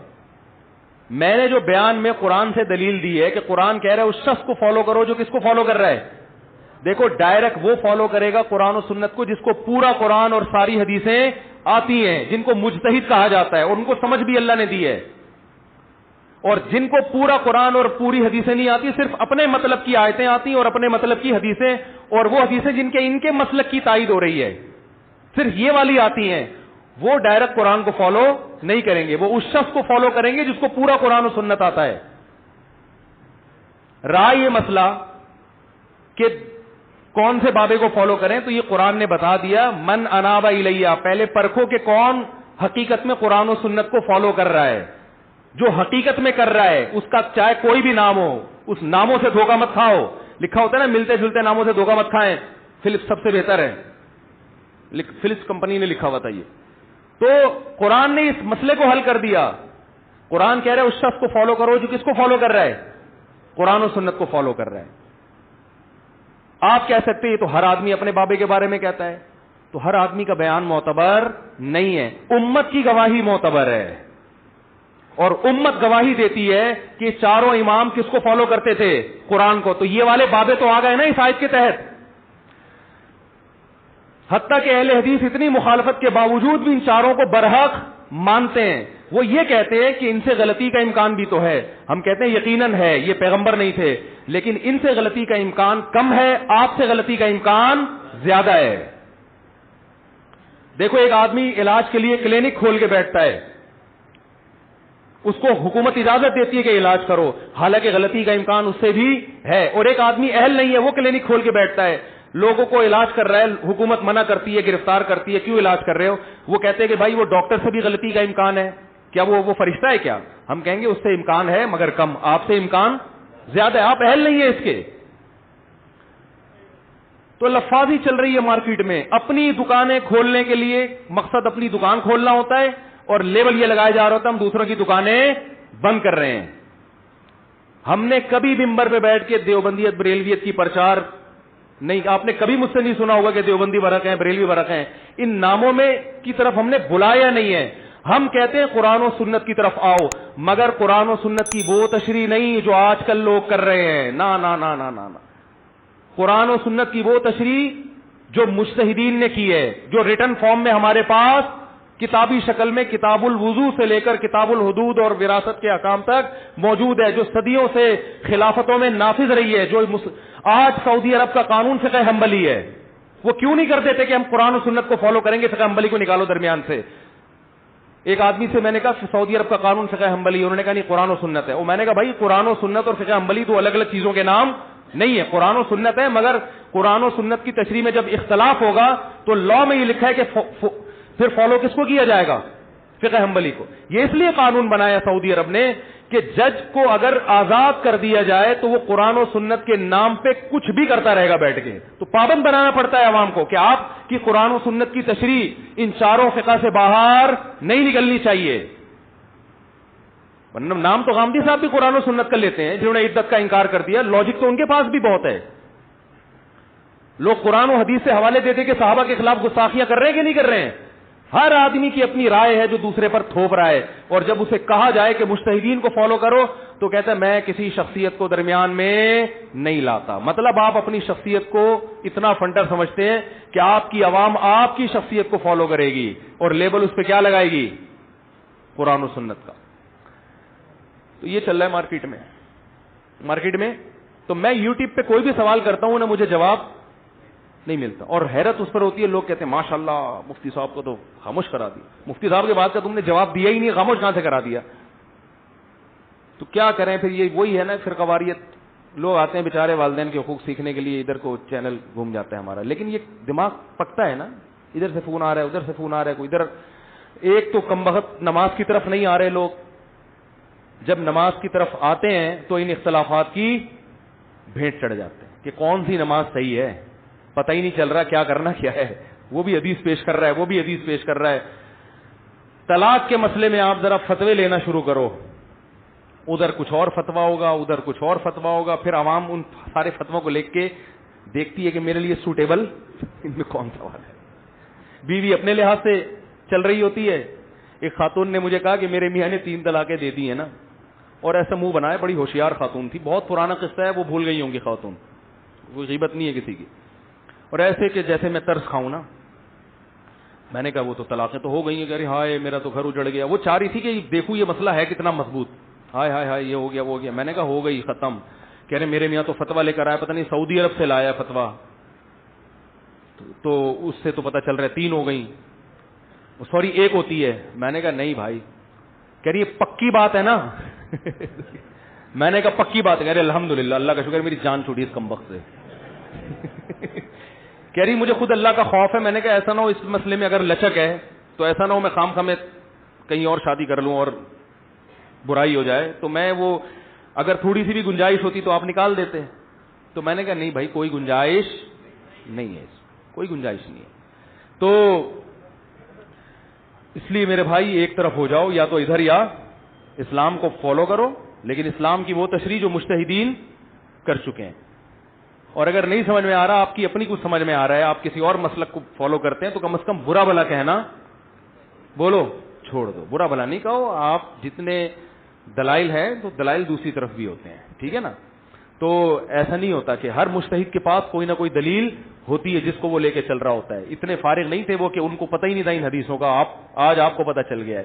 ہاں کچھ مسائل ایسے ہیں جو پھر امت نے ویسے ہی من حیث الامہ اس کے خلاف فتویٰ دیا ہے, ان کو پھر امت نے لیا ہی نہیں. وہ امت پہلے ہی امت من حیث الامہ یہ بہت سمجھدار امت ہے. من حیث الامہ یہ یہود و نصارہ کی طرح نہیں ہے, کیونکہ اب نبی نہیں آئے گا تو اللہ نے اس امت کو من حیث الامہ گمراہی سے بچایا ہے, کیونکہ اب نبی نہیں آئے گا.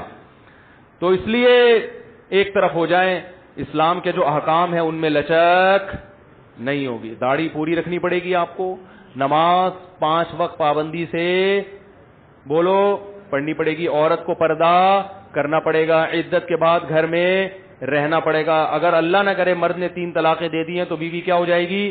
حرام. ہاں مرد کو کوڑے لگیں گے, اسلامی حکومت ہوگی تو چترول لگائے گی, کیونکہ یہ عمل اسلام میں جائز, اکٹھی 3 دینا جائز نہیں ہے. اسی طرح جو عدالت کا خلا ہے, جب تک کسی دارالفتاء سے آپ فتویٰ نہ لے لیں, جج کے صرف سائن کی بیس پر بیوی کا نکاح ختم نہیں ہوگا. جج کو اللہ نے کسی کی بیوی کو طلاق دینے کا اختیار نہیں دیا ہے. اسی طرح عورت کو بہت معذرت کے ساتھ شوہر کو گھر کا سربراہ بہت معذرت کے ساتھ ماننا پڑے گا. اسلام میں عورت پر شوہر آقا نہیں ہوتا کہ عورت اس کی غلام ہو, آقا نہیں ہے اور عورت غلام بھی نہیں ہے, لیکن سربراہ ہے نا. سربراہ کا عہدہ میاں جو مکھنچو سا میاں گھر میں پالا ہوا ہے آپ نے, جیسا بھی ہے, لیکن گھر کا سربراہ کیا ہے؟ جب رائے میں اختلاف ہوگا تو آخری بات کس کی ہوگی؟ میاں کی ہوگی. اسلام یہ کہتا ہے. اب آپ اس کو عورت کی آزادی کے خلاف سمجھے تو میں کہتا ہوں چھوڑ دو اسلام کو. اگر آپ کو لگتا ہے یہ اسلام نے عورت کو بہت جکڑ دیا ہے پابندیوں میں تو چھوڑ دو, گورے انگریز بن جاؤ. انگریزوں کے ہاں یہ ٹینشنیں نہیں ہے, انگریز بن جاؤ, ٹھیک ہے. انگریزوں کے وہ شٹ اپ تو آگے سے بھی شٹ اپ, ان کے نہیں ہے. وہاں تو میاں آنکھیں دکھائے تو پولیس آ جاتی ہے. وہ میاں کو تو پولیس کہتی ہے ہم اپنی بیوی کو آنکھیں نہیں دکھا سکتے. تو ہماری کسٹڈی میں ہو گیا, آنکھیں دکھا رہا ہے اپنی بیوی کو, یار تجھے شرم نہیں آتی, تو اٹھا کے جیل میں لے جا. اسی طرح ایک اور مسئلہ بیان کر کے بس بات ختم کرتا ہوں. اسلام میں ماں باپ اپنی اولاد کو تربیت کے لیے مار سکتے ہیں. آج بچوں کے حقوق کے نام پہ بھی ہماری اسمبلیوں میں قانون سازی ہو رہی ہے کہ بچوں کو مارنے کی اجازت نہیں دو, یعنی بچوں پر ہاتھ اٹھانے کی اجازت. اسلام میں ایسا نہیں ہے. نبی نے فرمایا کہ 10 سال میں بھی بچہ, حدیث کا مفہوم بیان کر رہا ہوں, بگڑ رہا ہے تو اب اس پہ کیا کرنی ہے؟ سختی. اور استاد بھی بچے پہ ہاتھ اٹھا سکتا ہے والد کی پرمیشن سے. کوئی قاری ہیں یا مدرسے یا اسکول کے ٹیچر ہیں, اگر باپ یہ سمجھتا ہے کہ بھائی میرے بچے کی تربیت کے لیے ٹیچر کو چاہیے کہ اس پہ ہاتھ اٹھائے, تو باپ کی پرمیشن سے ٹیچر بھی ہاتھ اٹھا سکتا ہے. اتنا زیادہ بچوں کو چھوئی موئی بنانے کی کوشش نہ کریں, یہ تمہارے باپ بن جائیں گے ورنہ, اور بن رہے ہیں. ہاں جو بے تحاشا مار پیٹ اگر کسی مدرسے میں بالفرض ہو رہی ہے یا اسکول میں ہو رہی ہے یا باپ مار رہا ہے وہ غلط ہے, لیکن ایک غلط کو صحیح کرنے کے لیے قانونی رائٹ ہی لے لیا جائے ماں باپ سے. لوگ کہتے ہیں ماں باپ کو اگر اختیار دیا جائے تو بعض والدین بہت زیادہ پیٹتے ہیں بچوں کو, باغی بنا دیتے ہیں, اور بعض ٹیچر اسکولوں میں بہت زیادہ پیٹتے ہیں, اور پھر ویڈیوز بھی آتی ہیں دیکھو اس قانون کا یہ نقصان ہو رہا ہے. ہر قانون کے کچھ سائیڈ افیکٹ ہوتے ہیں. چوروں کے چترول لگتے ہیں نا, لگتے ہیں کہ نہیں لگتے جیل میں, تو کیا ہر چور واقعی چور ہوتا ہے؟ بے گناہ لوگ نہیں ہوتے. اب آپ کو اس قانون کا چونکہ غلط استعمال ہو رہا ہے, پولیس بہت سے بے گناہ لوگوں کو بھی جیل میں بھیج دیتی ہے, وہ چوری انہوں نے کی نہیں ہوتی, تو لہذا چور کی سزا کا قانون کیا ہو گیا؟ ختم. اب چور کی سزا یہ ہے کہ اس کی اصلاح کے لیے اس کو 4 مہینے کے لیے تبلیغ میں بھیجا جائے. مانے گا کوئی دنیا میں اس کو؟ بھائی ہر قانون کے کچھ سائیڈ افیکٹ ہوتے ہیں, ہر دوا کے سائیڈ افیکٹ ہوتے ہیں. باپ کو شریعت اجازت دیتی ہے, ماں کو اجازت دیتی ہے اولاد پہ ہاتھ اٹھانے کی, مار سکتے ہیں اس کو, کوئی پولیس کیس نہیں بن سکتا. یہ قانون بالکل غیر اسلامی ہے. ہاں میں مانتا ہوں کہ بعض باپ اس کا ناجائز فائدہ اٹھاتے ہیں, بعض ٹیچر اس کا ناجائز فائدہ اٹھاتے ہیں, تو جہاں ناجائز فائدہ اٹھایا جا رہا ہے اس کو کنٹرول کیا جائے. اور اس کا طریقہ یہ ہے کہ اسکولوں میں کیمرے لگائے جائیں اور مدرسوں میں کیمرے لگائے جائیں, ہر ایسی جگہ پہ جہاں یہ خطرہ ہو, تاکہ دیکھا جائے کہ یہ کیوں مار رہا ہے, اس کو انکوائری ہو سکے. اور مدرسوں میں اللہ کا شکر ہے اب کیمرے لگے ہوتے ہیں, ان کی تفتیش ہوتی ہے کہ بھائی آپ کیسے جانوروں کی طرف پیٹ رہے ہو, کیا قصور ہے اس کا. پھر تو بلا وجہ مارنا جائز نہیں ہے, بے تحاشا مارنا جائز نہیں ہے, لیکن آپ یہ قانون بناؤ کہ کوئی مار ہی نہیں سکتا بچے کو. اس کا نتیجہ نکلے گا کہ بچے باپ بن کے پیدا ہوں گے. سمجھ میں آ رہی ہے بات؟ پتہ ہی نہیں چلے گا یہاں باپ کون ہے اور اولاد. تو یورپ والا قانون نہیں لے کر آؤ کہ بچے پہ ہاتھ اٹھائے پولیس کو فون کر کے بلا رہے, یہ تمہارا مستقبل.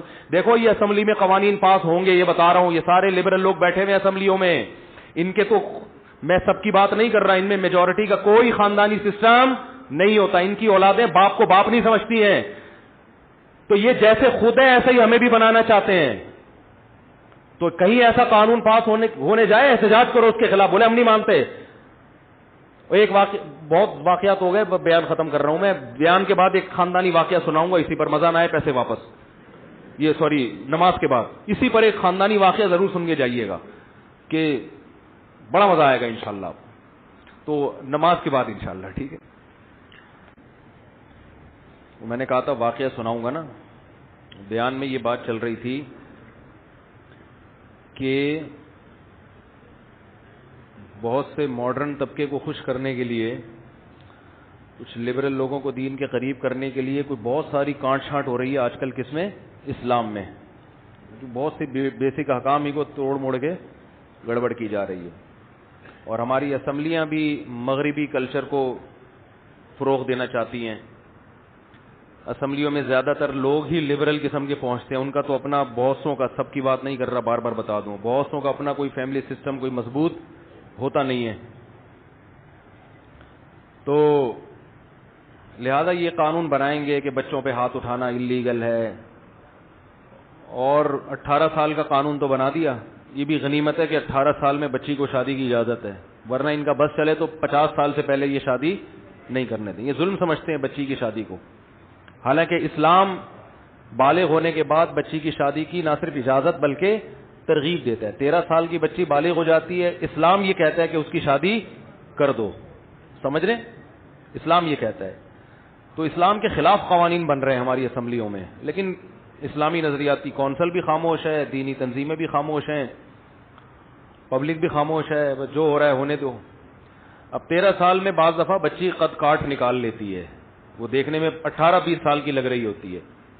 باپ کو یہ خطرات ہوتے ہیں کہ یہ اسکول میں بگڑ سکتی ہے, اس کا بوائے فرینڈ بن سکتا ہے, اس میں جو سیکسول ڈیزائرز ہیں وہ پیدا ہو چکی ہوتی ہیں. یہ ڈاکٹر کہتے ہیں, یہ مولوی نہیں کہتے, یہ ڈاکٹر کہتے ہیں کہ ان میں ڈیزائرز پیدا ہو چکی ہوتی ہیں. اب اگر باپ کو کوئی اچھا رشتہ مل رہا ہو اپنی بیٹی کے لیے, جس کا یہ خیال ہو کہ یہ بچی کو صحیح رکھیں گے, اچھا سسرال ہے, تو پھر باپ کو اور بیٹی کو نکاح نہ کرنے دینا یہ بچی پر کیا ہے؟ ظلم ہے. 18 سال تک بگڑ بھی سکتی ہے وہ. اس بات کا بھی امکان ہے کہ اچھا رشتہ ہاتھ سے نکل جائے.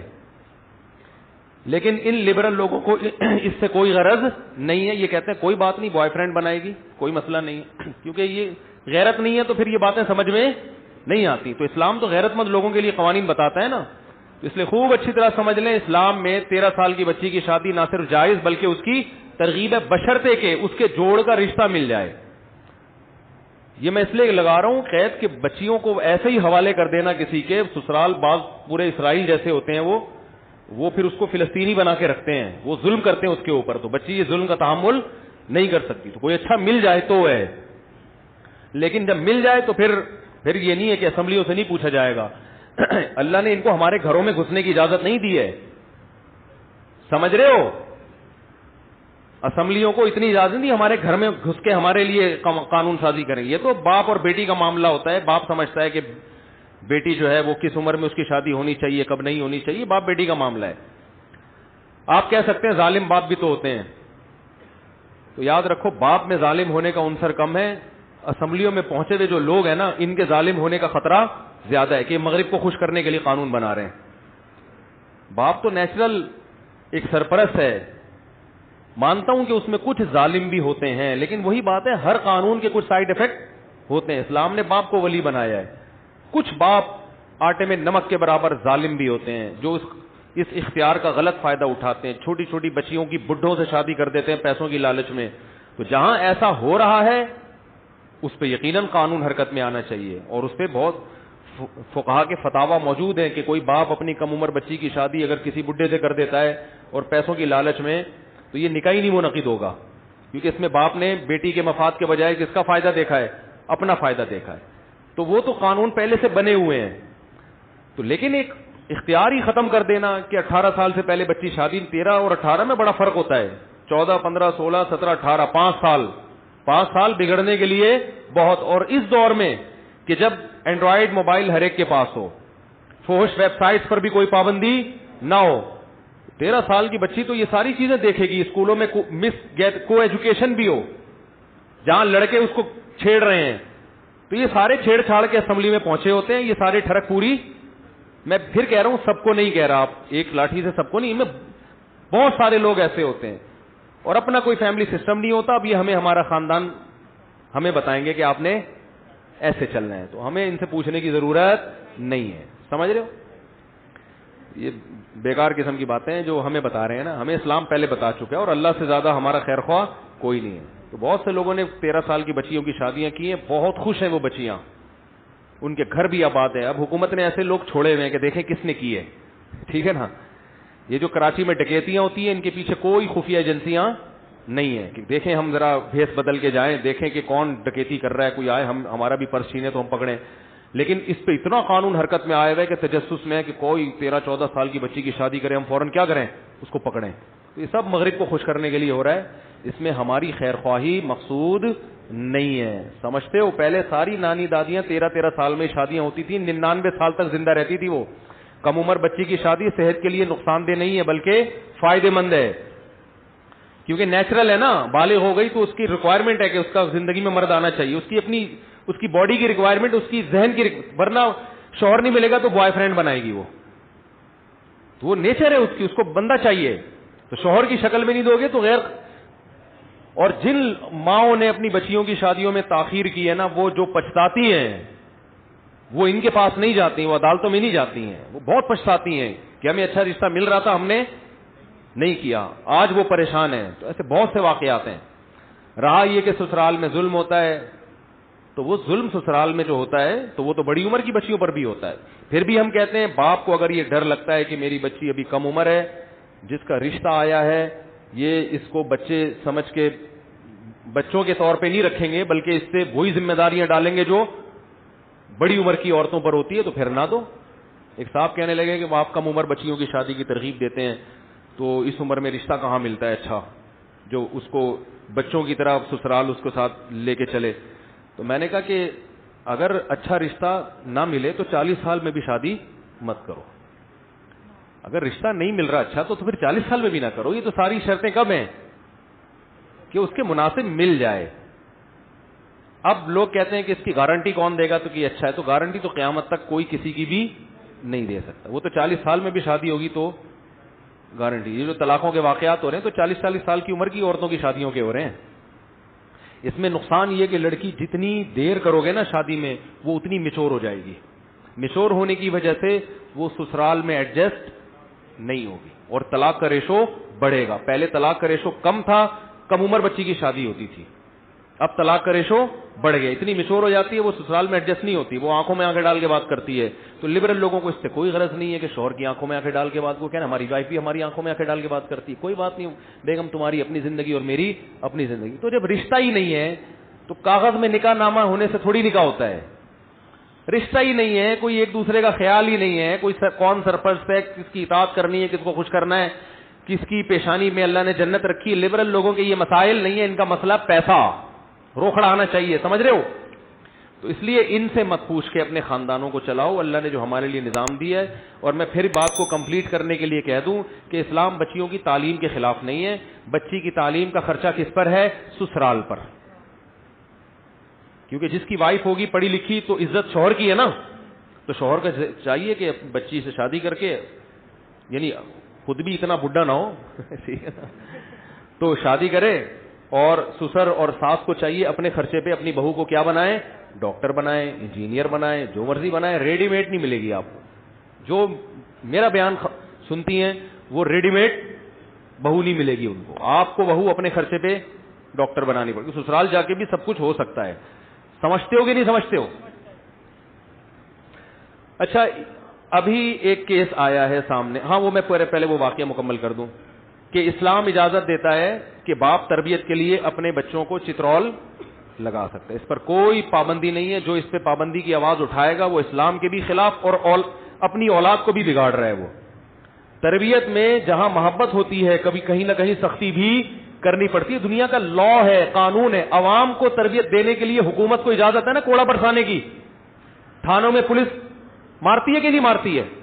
آپ کا بچہ چوری کرتے ہوئے پکڑا گیا، آپ محبت سے سمجھائیں بیٹا چوری نہیں کرتے، پھر بھی پکڑا جا رہا ہے، چترول لگائیں. اس میں بچے کا بھی فائدہ اور آپ کا بھی. میں اپنا واقعہ سناؤں. میری بچی 6 یا 7 سال کی تھی، کہیں 5 یا 10 روپے پڑے ہوئے تھے، اس نے کہیں اٹھا کے اپنی جیب میں ڈال لیے بغیر پرمیشن کے.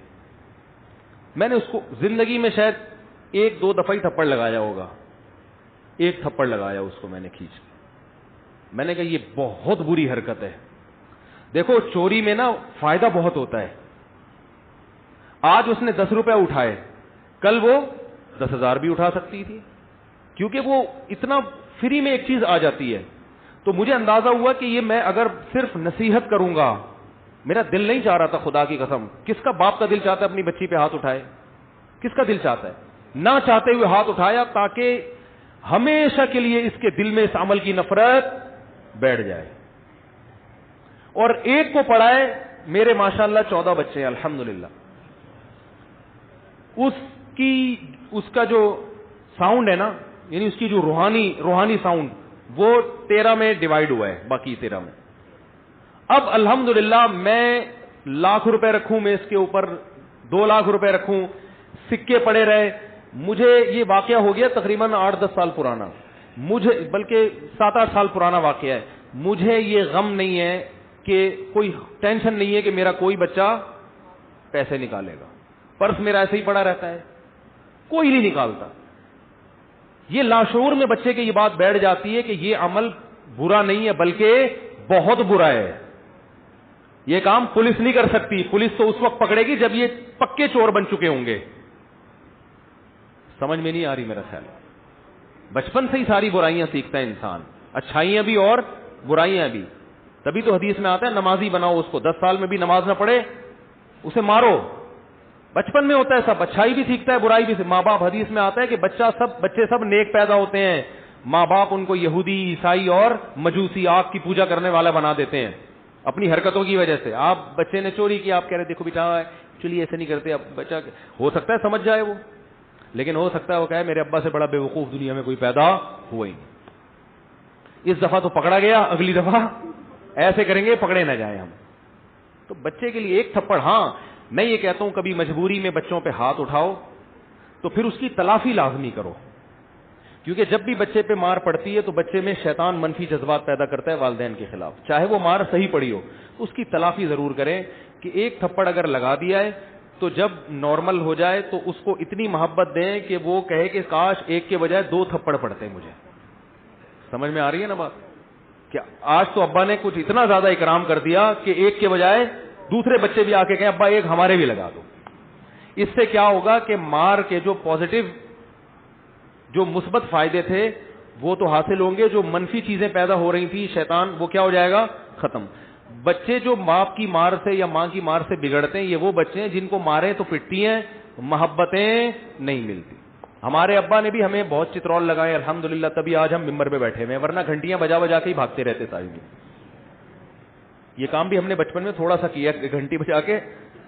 تو بچپن میں تو سوٹ کرتا ہے نا، چلتا ہے یہ. تو کچھ لڑکے لوڈے لپاڑے بھاگ رہے تھے، ہم نے کہا چلو یار ہم بھی گھنٹی بجا کے بھاگتے ہیں.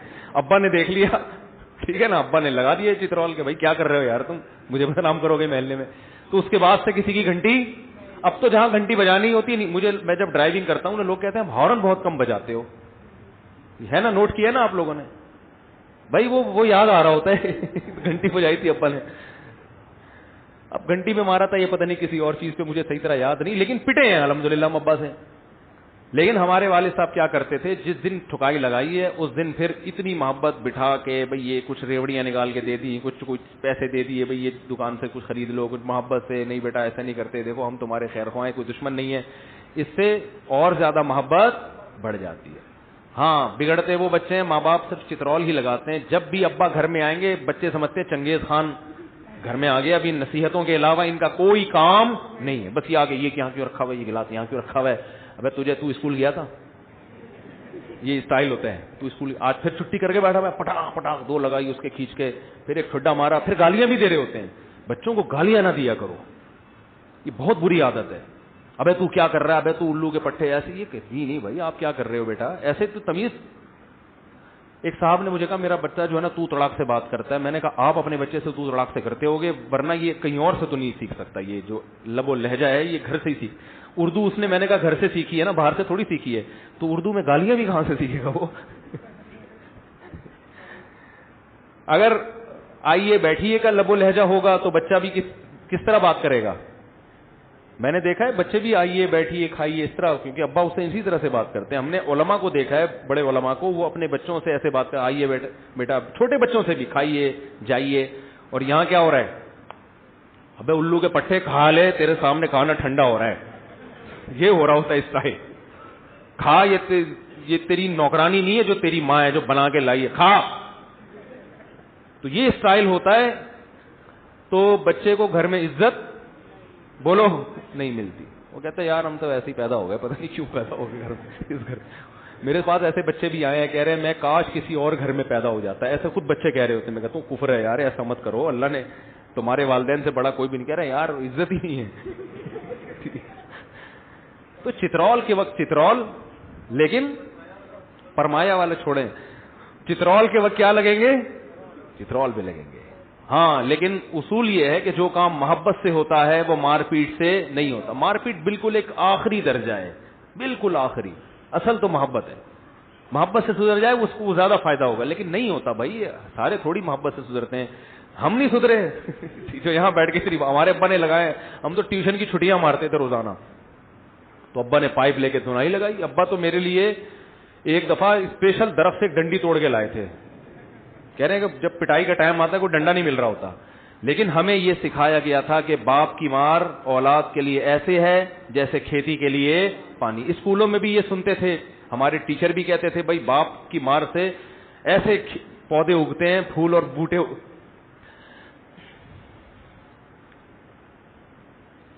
ایسے پھول پیدا ہوتے ہیں جیسے زمین میں پھول پیدا ہوتے ہیں نا پانی کے ذریعے. ایسے ماں باپ کی مار. ہم اسکولوں میں یہ سنتے تھے ٹیچروں سے. اگر ٹیچر نے ہم پہ کبھی ہاتھ اٹھایا, ہم اپنے والدین کو آ کے شکایت کرتے کہ آج ہمارے ٹیچر نے ہمیں مارا ہے, تو ہمارے والدین ہمیں یہ نصیحت کرتے تھے کہ جو بچہ ٹیچر کی مار برداشت کرتا ہے اور ٹیچر کے سامنے زبان نہیں چلاتا, اللہ اسی کو علم کی دولت دیتے ہیں. اور یہ ماں باپ سے ہم سنتے تھے کہ علم ادب کے بغیر, بھائیوں سے بھی یہ سنتے تھے ماں باپ. میں نے ایک دفعہ اپنے بھائی کے سامنے ٹیچر کی شکایت کی, میرے بھائی نے مجھے اپریشیٹ نہیں کیا, آنکھیں دکھائی مجھے. شرم نہیں آتی اپنے ٹیچر کی آگے برائی کر رہے ہو میرے سامنے. آج دونوں کو باغی بنایا جا رہا ہے. اسکولوں میں بتایا جا رہا ہے کہ بیٹا ماں باپ سختی تو نہیں کرتے, پوچھتے ہیں, ہاتھ تو نہیں اٹھاتے. اور اگر کسی ٹیچر نے بچے پہ ہاتھ اٹھایا, ابا ٹیچر سے لڑنے کے لیے اسکول پہنچ جائے گا. یہاں قاری صاحب بیٹھے ہوئے جو مغرب کے بعد بچوں کو قرآن پڑھاتے ہیں, ان سے میں نے کہا ہوا ہے کہ میں مسجد کا امام ہوں, میرے بچوں کے ساتھ آپ نے وہی سلوک کرنا ہے جو دوسرے بچوں کے ساتھ. ایسا نہ ہو کہ آپ یہ بولیں کہ یہ مفتی طارق مسعود کے بچے ہیں تو ان پہ ہاتھ نہیں اٹھے گا. میں نے کہا اس کا مطلب آپ ان بچوں کو فرعون بنا رہے ہو. ان کو کیا بنا رہے ہو؟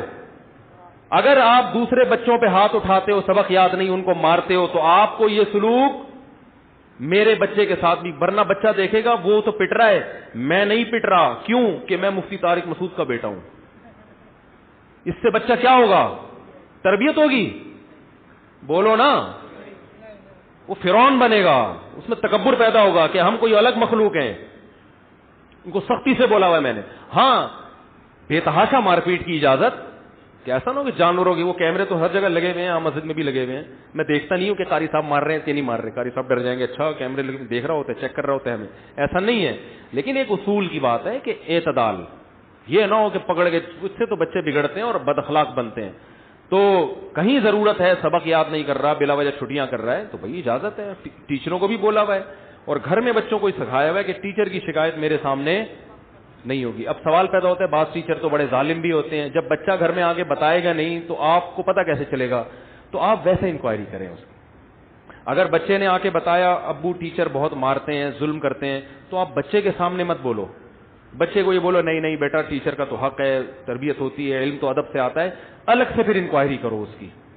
سمجھ میں آ رہی ہے بات کہ یار کوئی ضرورت سے زیادہ تو نہیں حساب کتاب خراب ہو رہا, کیونکہ اس کی تو ظلم بھی ہے نا بچے کے اوپر. کیوں, وہ بھی تو انسان ہے, اور اس سے تربیت کے بجائے بچہ بگڑتا بھی ہے.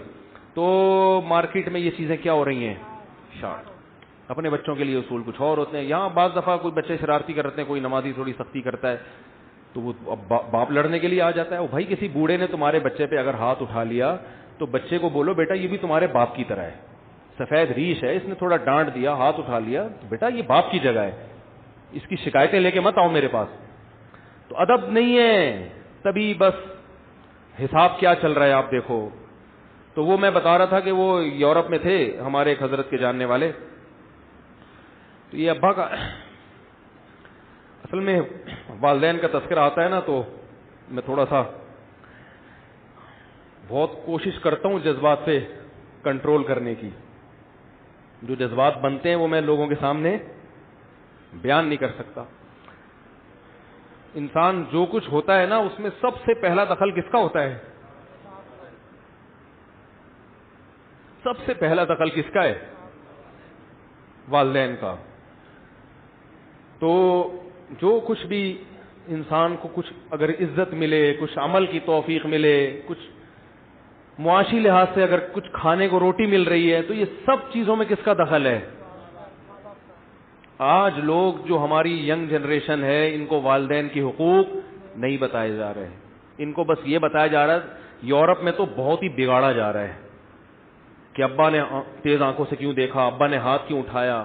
میں کہتا ہوں مزے لوگ مجھے کہتے ہیں ہماری اولاد بگڑ رہی ہے. میں کہتا ہوں مزے لو وہاں رہنے کے. تو ایک صاحب گئے وہاں رہنے کے لیے نا, بہت منع کیا ہمارے حضرت نے بھی کہ بھائی وہاں جاؤ, جاب کرو, فیملی کو وہاں نہ رکھو. ساری فیملیاں کی بات نہیں کر رہا, کچھ بگڑ جاتے ہیں. تو وہاں وہ گئے ہیں, 6 مہینے بعد بھاگ آئے. ہمارے حضرت کو انہوں نے بتایا کہ حضرت میں 6 مہینے وہاں رہا ہوں, 6 مہینے میں ایک دفعہ بیٹھ کے پیشاب کرنے کی توفیق بولو بھائی نہیں ملی. بچے انتہائی بگڑ گئے تھے. ایک دن میں نے اپنے چھوٹے بچے کو تھپڑ مارا. میں نے کہا چلو ہم نے بھی ابا سے مارے کھائی ہیں, تو ایک آدھ تھپڑ اگر بچے کو لگ گیا تو تھوڑی دیر میں پولیس آ گئی, اٹھا کے اندر. اب باپ کے کیا جذبات ہوں گے, یار بیٹا اگر آپ کو تھانے بھجوا دیں, کہہ رہا میں دانت پیس رہا ہوں کہ میں یہاں سے چھوٹوں گا تو میں اس کی چترول لگاؤں گا, مجھے اس نے تھانے بھجوا دیا. کہہ رہے میں جب آیا تو میں نے بچے کو ذرا آنکھیں دکھائی, میں نے کہا مجھے تھانے بھجوائے, تو فوراً فون کی طرف اشارہ کرتا ہے. کس کی طرف اشارہ کر رہا ہے؟ فون. یہ ہے human rights, it is called human rights. تبھی تو لوگ وہاں بچے نہیں پیدا کرتے کہ ہمارا ہی باپ بنے گا. پھر میں بتا رہا ہوں ساری فیملی ایک جیسی نہیں ہوتی. کہیں آپ کہیں کہ اچھا اپنے خالہ کو فون کر کے کہہ رہے ہیں اچھا تو پتا ہے تمہارے بچہ تو بہت سے یہاں سے زیادہ اچھے ہیں, ایسے بچے بھی ہیں. لیکن ایک عمومی ماحول کی بات کر رہا ہوں. کہتے میں نے کہا یار یہ تو بڑی ٹینشن والا کام ہو گیا, میری سالہ ہم نے جانا ہے اور سلوک ہمارے پاس ایسا ہو رہا ہے جیسے اس نے ہمیں جانا ہے. بیگم صاحبہ بھی ماڈرن ہو گئی, ان کو بھی اب کچھ نہیں کہہ سکتے. کہہ رہے ہیں کہ میں نے سوچا کہ اب یہاں سے نکلو پاکستان جاؤ, بچوں کو اور بیوی کو یہاں نہیں رکھوں گا, لیکن پاکستان اگر ان کو بتا کے لے کے جاتا تو یہ رپورٹ کرا دیتے ہم ایک پسماندہ ملک میں لے کے جا رہے ہیں جہاں گٹر ابل رہے ہیں, تو کسی کا باپ بھی پھر نہیں لے جا سکتا. میں نے کہا کہ بیٹا تمہیں داتا دربار گھما کے لاتا ہوں, وزٹنگ ویزے پہ ہم جا رہے ہیں پاکستان. بیگم کو بھی یہ سمجھایا, کیونکہ بیگم بھی آنکھیں نکال رہی تھی بہت زیادہ, کوئی بات ہی نہیں مان کے دے رہی, بچے بھی بگڑ رہے ہیں. تو کہہ رہے ہیں ہم نے پھر کیا کیا, اپنے غصے پہ قابو کیا. ابھی شکر ہے نیشنلٹی نہیں ملی تھی ان کو وہاں کی, ورنہ تو وہاں حکومت یہاں سے انڈا موڑ سے بچوں کو اٹھا کے لے کے جاتی کہ ہمارے بچے تم کیوں پال رہے ہو. تو کہہ رہے ہیں میں نے نیشنلٹی ملنے سے پہلے ویزا تو ان کا وزٹنگ کی ضرورت نہیں تھی ان کو, پاکستان آیا کہ تفریح کے لیے کہ گھمانے پھرانے لے آ رہا ہوں. یہاں آ کے ایئرپورٹ پہ ہی چترول لگانے شروع کر دیے میں نے. بچہ کہہ رہے کیوں مار رہے ہو, کہہ رہے ویسے ہی مار رہا ہوں. فرق ہے, اس لیے مار رہا ہوں کہ یہ پتا چلے کہ میں تیرا کیا ہوں, باپ ہوں. باپ تو یہ باپ ہونے کا بھی تو ثابت کرنا ہے نا. اور میں نے کہا بلا پولیس کو, بلا پولیس. قانون تو ہے کہ پولیس انوالو ہوگی, لیکن اللہ کا شکر ہے پولیس والوں میں غیرت ہے, وہ اس کال پہ آتے نہیں ہیں. ان کو پتا ہے کل ہمارا بچہ بھی ہمارے گریبان میں ہاتھ ڈالے گا. یہ پولیس والوں کو یہ بیان کسی طرح پہنچا دو کہ پولیس والا باپ کو اریسٹ کرنے سے پہلے سوچتا ہے کہ اگر آج میں اس بچے کی وجہ سے باپ کو میں جیل میں بھیجوں گا تو کل میرا بچہ بھی مجھے جیل بھجوا سکتا ہے. تو اس میں یہ غیرت ہے. بہت سے لوگ شکایت کرتے ہیں بچے پولیس کو بلاتے ہیں, پولیس آتی نہیں ہے. میں کہتا ہوں پولیس والوں میں اللہ کا شکر اتنی غیرت ہے. ہاں زیادہ ظلم ہو رہا ہے, زیادہ کیا تھوڑا بھی ظلم اگر ہو رہا ہے, یہ تو ظلم نہیں ہے نا. اگر بہت بے تحاشا بلا وجہ مار پیٹ ہو رہی ہے پھر تو پولیس کو بھی انوالو ہونا چاہیے. چاہے شوہر اگر بیوی کو مار رہا ہو, خام خامے پیٹ رہا ہے اس کو, یا اولاد کو مار رہا ہے, تو غلط ہے نا. غلط کو تھوڑی ہم کہیں گے. لیکن یہ کہ بالکل برگر فیملی بنا دیں, ہم اس کو چھوئی موئی بنا دیں, ایسا نہیں ہوگا بھائی. جب تک ہم زندہ ہیں انشاءاللہ ایسا نہیں ہوگا.